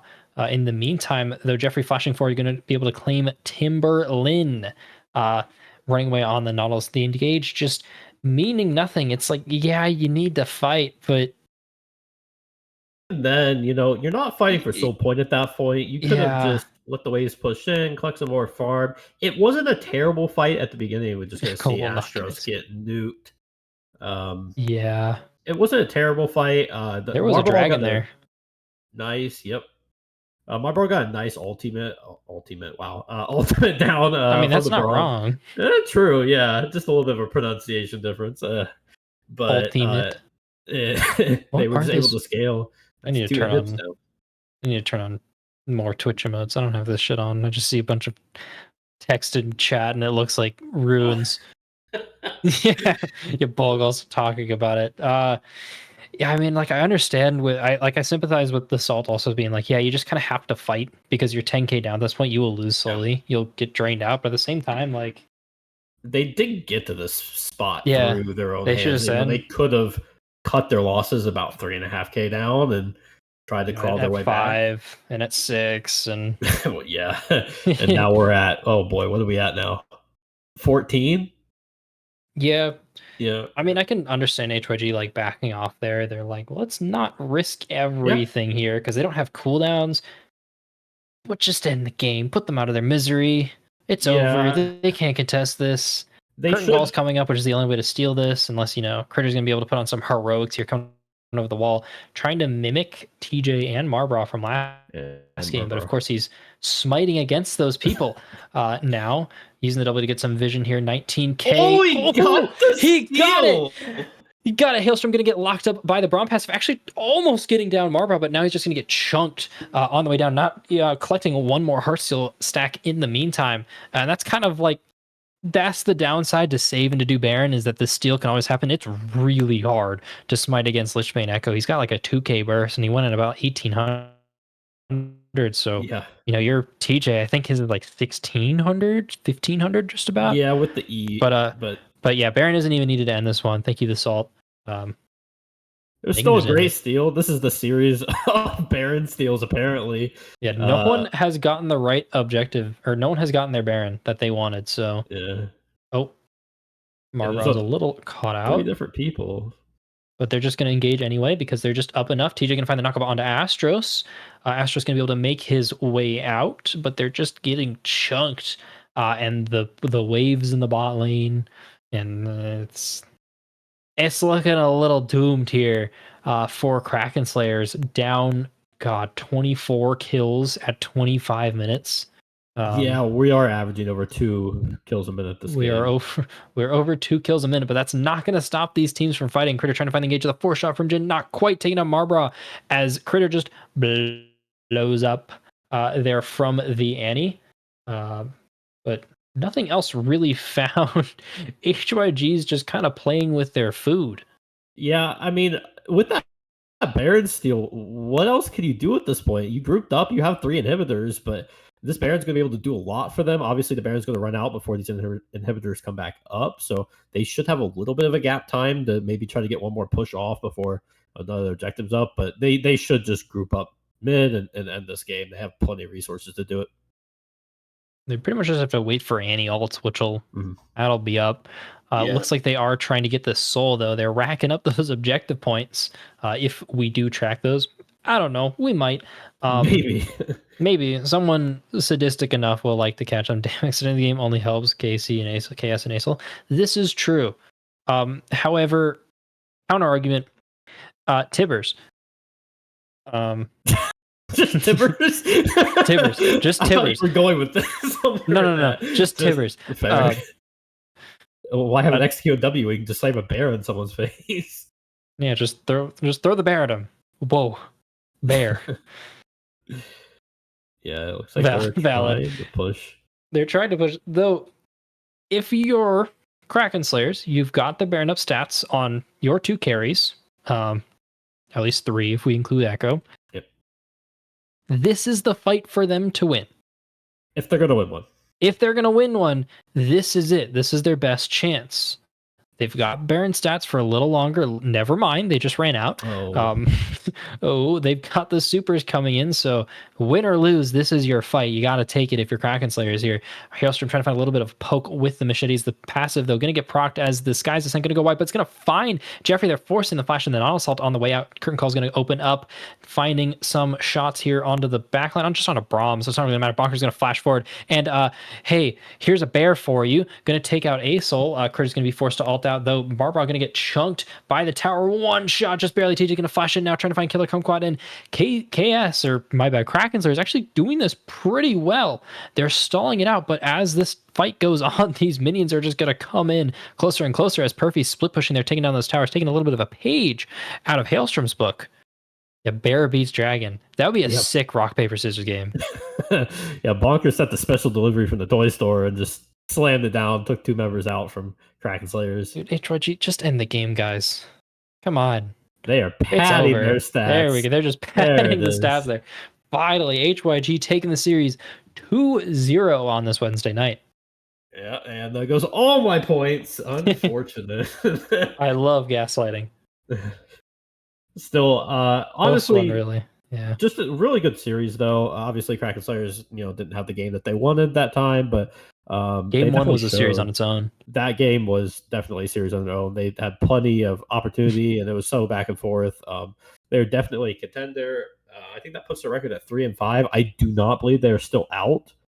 I think there are some scenarios they can still make it into playoffs, so it's not going to come down to, them winning next week. Well, it wouldn't be this Sunday, but the next Sunday, their final week, and then maybe a little bit of help from the gods with the other teams. So Close one could have gone either way. Thank you guys. But of course, at some point here, we should be getting our points from the bets, along with a little bit of a vote for the MVP of the series. Hopefully that gets posted up here in chat as we can look at the end score line here. A 2-0 for HYG. Kraken Slayers, I mean, you can't really take a whole lot away other than HYG they won in the late game team fight and they won in the scrappy early game. They seem just super comfortable in any situation that you throw at them. Yeah, they kind of played 2 different style of comms. They were very early game focused in the second game. They were pretty mid game focused in that first game, obviously scaled into the late game a little bit. But they were just able to, like I said, execute better on those specific comps. I think they drafted smartly. They know the strengths of their players, and some of the picks, like maybe not as much the problem this game, but especially the Rek'Sai, and they've just practiced these champions, and they're very comfortable, and it showed. Yeah, it looks like the MVP poll is through, so make sure everyone in chat here to vote on the MVP. We'll give them a little bit of an impromptu interview. Of course, both your casters here, I assume, if I remember correctly, Evbon, you're not that great at interviews. No. And I'm horrible at interviews. So this will go over super well. So if anyone in the chat actually has a great question that they'd like to ask, TJ here at the end of the series, you can ask him, but it looks like TJ is going to be our MVP. Not giving it to him right now, but he's got 8 votes right now, total 9 votes, my bad. But make sure to vote for your favorite player and write down some questions. Marbrawl just for the Brom steal, but yeah, TJ had a great series this time, well deserved if that's where it ends up going. So yeah, I'm actually torn. TJ obviously had a really great series, but I'm more inclined actually to give it to Jeffrey. Sure. I think Jeffrey played really well. As an unpopular thing, my first choice is TJ. I think TJ played it super well. The steal was great. Marbrawl had a great steal, but I think TJ in the jungle was super strong. Close second. Surprisingly, I think he played super well game 1, getting that double kill on Ashe and kind of turning that into this really silent carry for HYG that just, you auto attack. You right clicked on the ADC, but hey, that's your job, and you did it really well game 1. And then game 2, finding the advantage there in the Lucian Braum and just kind of running away with it is really strong. And we got some question here from Hailstrom there. Thank you guys. If you'd like to ask any more, no love for support. Sorry there, Mabra. You played really well. I'd honestly give it to you mention. 3rd, 4th. Honorable mention, of course, for the supports. Davis might not still what the dog doing? It looks like we've got TJ here for the winner. So congratulations, TJ, on your MVP in the series win. Hey, thank you so much. We all played out of our minds. Feels so good. Guys, nuts. Really quick game, really fun games to watch. But I'm gonna ask first question from chat here from Hailstrom, enemy top laner. Why do you gotta steal the objectives game 1 as a team? Yeah, I mean the first Lilia steal. I feel like I'm known, obviously not game 2, to take smite steals, and then obviously the second, to give a highlight to Braum for stealing because I kind of just flashed forward and I realized the jungle smited. He W'd to me and kind of just threw a Q, and I'm gonna be honest, I started crying. You should have heard our reaction as well because I think we both went crazy. We were waiting for one of the smites to come down, and then I looked at and saw the portrait of the Braum, and I was like, "What?" Wait a second. um, Oh. but yeah, I mean, you guys, like I said, played a great series. We played against you already. We've seen. I guess like it feels like you guys are able to get leads in lanes that you shouldn't. Can you like maybe go into that a little bit? About some of your like I guess do you guys prepare at all for like these matchups? Like I said, even Bonkers in the mid lane, he was a little bit outmatched by Astros salary wise, but it didn't seem like that in lane wise that much. I think it was a little harder for at least for Bunkers game 1, just based on like champion pick. Obviously, he's a little less salaried as far as like the matchup versus Astros, but he's super comfortable on Annie. And then like it showed in game 2, we kind of adjusted, especially picking Aso on Annie. And there was just like a lot of setup for me to gank lanes in game 2, which is just obviously how I got fed there. But we kind of just pick comfort, and sometimes it's just whatever we want. Sometimes we do a little trolling, and it still works out. So we just have a lot of synergy and we have fun with it, and we just kind of bring it to him. Yeah, good to hear. On a less serious note, I got Kid Boo, I believe Kid Boo, in the chat asking him, "Why are you so hot?" Oh, okay. I haven't had much conversation with Kid Boo, but if he feels that way, he could bring me into a chat sometime and we could talk about it. No, I think that was a DM accept. What day? I mean, it's in the name of Hung Young Gaze Indeed. for here. So yeah, we hear you're looking to put together an academy team with your guys' who said that? Smoothie. Yeah, he's on the academy team. First spot. We're saying that Perfy's going to get honorable mention on that team. So they see it. Yeah. Thank you guys for the super great series. Yeah, no so fun problem. to watch, so fun to cast. Yeah, you guys are locked already in for playoffs, so we're you so guys ready. are probably looking into that. I think you guys are fighting for first seed with NRO maybe at this point. So yeah, I think if we continue, with how I'd say in sync we're playing, and if we look like this throughout the playoffs, I think we're gonna pull towards the finals for sure. For sure. Well, you have a good night. Yep, thanks again. for having me. For sure. Yep. Yeah, GG's. Okay. Yep, bye. Sweet. Well, that was a great series. Yeah. I mean, it was a 2-0, but at the end of the day, like they were still great games to watch, and yeah, HYG showed why they are one of the top seeds right now. I think I don't really. Do you have anything to talk about? I've bought anything Pyro? Don't think so. Use those Prime subs if you got them. The Prime subs.